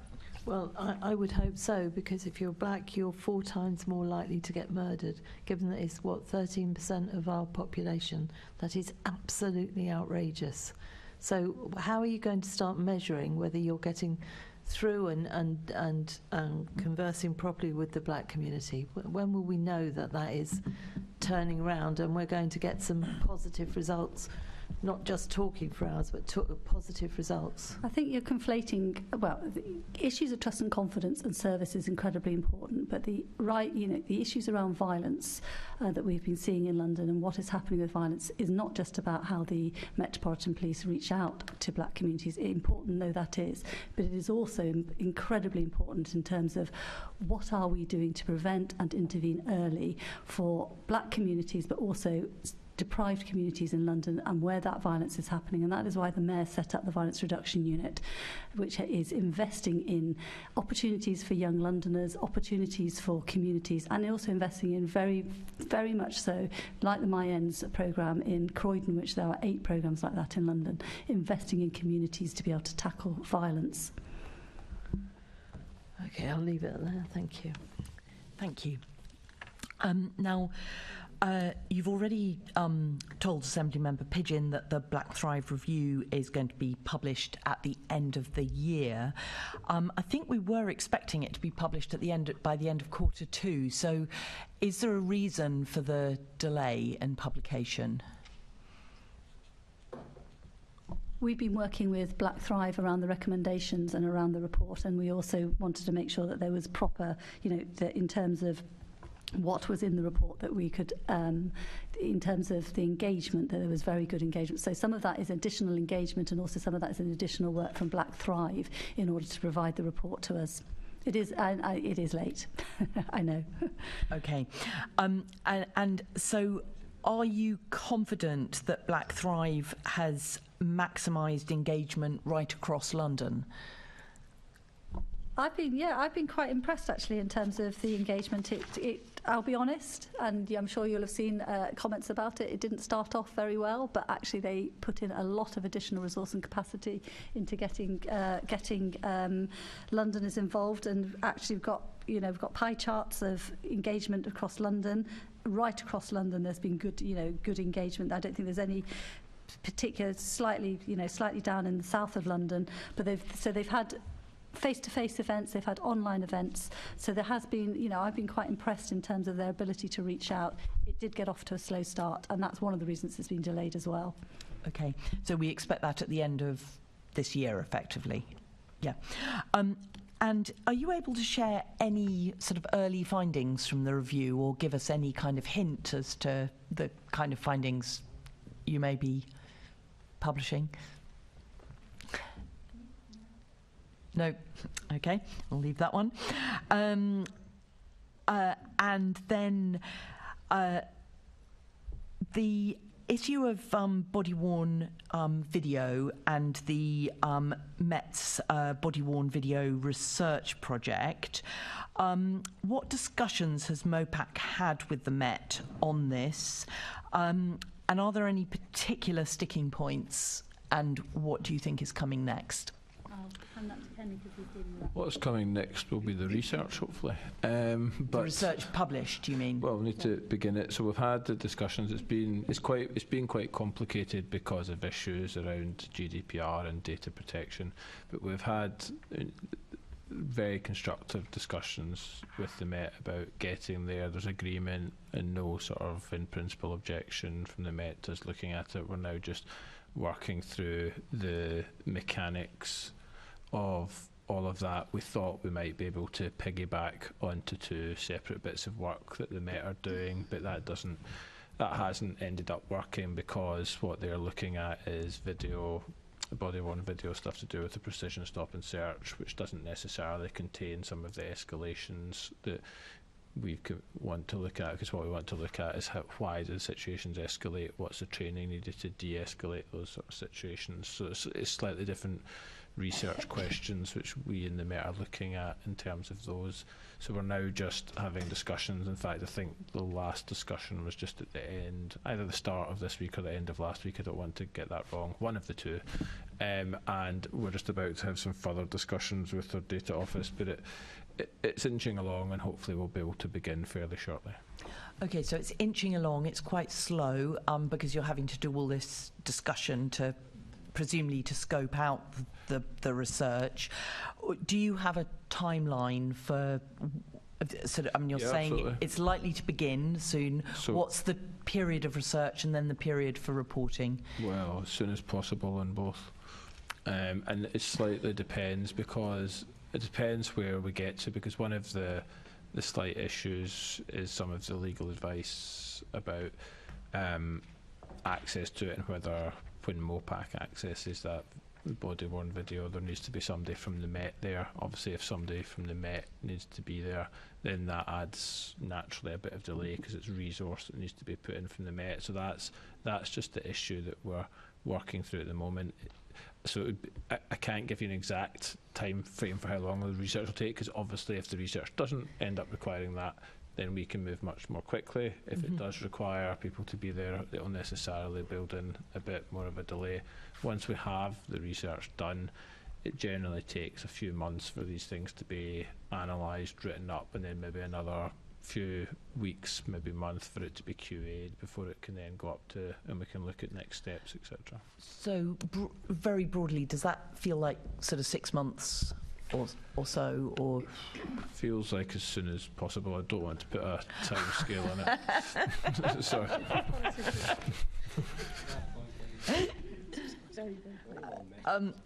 Hold on. I've got Assembly Member Prince coming in next. Thank you. This is one for you, Sophie. Do you think, it's a bit left of centre, do you think you could give us an update, please, on predictive mapping, where we are on that? And not now, I appreciate that, but perhaps you could write to the chair. Assembly Member Prince, could you just say what predictive mapping is? It's some work that the Met were doing back in 2015, I think it was.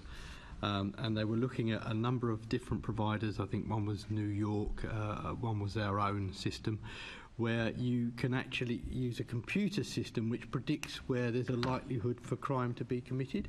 And it was fairly well advanced, and I've spoken to previous commissioners, and it has been ongoing, but I just wondered where we were with it, or whether it's now been stopped as a project. But yeah, I'll have to get back to you. Don't expect to answer it now, but if you could just give us an update on that, I'd be very grateful. Okay, thank you. Assembly Member Hall, you had a very quick quick one. Yes, a very quick one. I put in a mayoral question in December 2022 about Black Thrive. I still haven't had a response. Can I ask you to go back and have a look at it and make sure I get a response, because 10 months is ridiculous. Of course. Thank you. Thank you. Okay, I have just 3 quick clarification points I just wanted to raise. The London Disproportionality Board was a commitment of the of the Mayor's Action Plan, but the minutes haven't been published since January 23. Now, I think there were meetings in April and July, so do you know when the minutes are next going to be I thought they were. I thought that was... We certainly checked them yesterday. So okay, well, we'll look into it and make sure they're published. There was a technical issue, so the map updates were updated this week, so we've unblocked that. So we'll get those up there too. Fantastic, thank you. Then certainly been sitting. We're meeting again next week, so. Yeah, so they need to be out there. Then the external reference group, which relates to the Disproportionality Board, has been recruited and is now, I understand, up and running. And you'd committed to publishing the details of the membership. Do you know when that's going to be made available? We've just got they've given us all their bios, so that stuff is all ready to go. There was a whole issue with publication on the website, so there are a number of things that on there that will be. So that should happen in the next week or so. Okay, thank you very much. And then final thing about publication, the 2021-22 MOPAC Youth Voice Survey was due to be published in early summer 2023. And you'll be aware that on the 31st of October, this committee is going to be holding the second part of our investigation into protecting young people from violence. So it would be really helpful to have that published by then, if possible. That is coming, and we are going to publish it in the next couple of weeks. So I really hope that it will be published by the end of October. It's ready to be published, so we will be publishing it soon. Excellent. That would be really helpful if it can be published a few days before the end of October. We can even take account of it in our meeting. I hope so. Thank you. Thank you. Oh, I have one more question. So sorry. Assembly Member Devenish. Well, it's traditional I ask Sophie this question every meeting, and Caroline Pigeon always asks it as well. Well, she's retiring next year, so you're running out of time. The Meta State strategy, is there any updates? No. Well, I think that sums up this mayoralty. Thank you. No political points, please, in a formal scrutiny committee meeting. That brings us to the end of our meeting. So I would like to thank our guests for attending this morning and for their answers to our questions. Can I ask the committee to note the report and the discussion? Noted. Thank you. Can I ask the committee to note the monthly report from MOPAC? Noted. Can we delegate authority to me as chair in consultation with party group lead members to agree any output arising from this meeting? Can I ask the committee to note the work programme for the 23-24 Assembly year? Noted. The next meeting of the committee is scheduled to take place on Tuesday the 31st of October at 10 o'clock here in the chamber at City Hall. And I have no urgent business, so that concludes today's meeting. Thank you very much, everyone.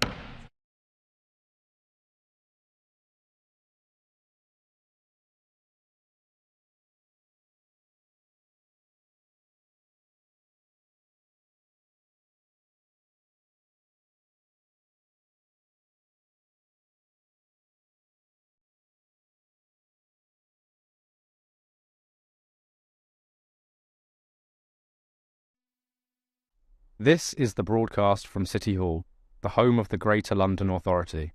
Please stand by.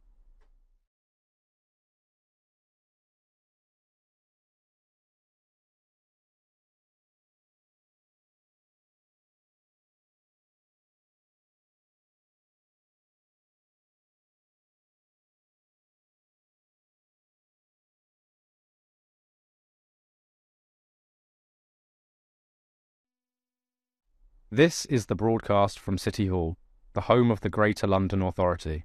Please stand by.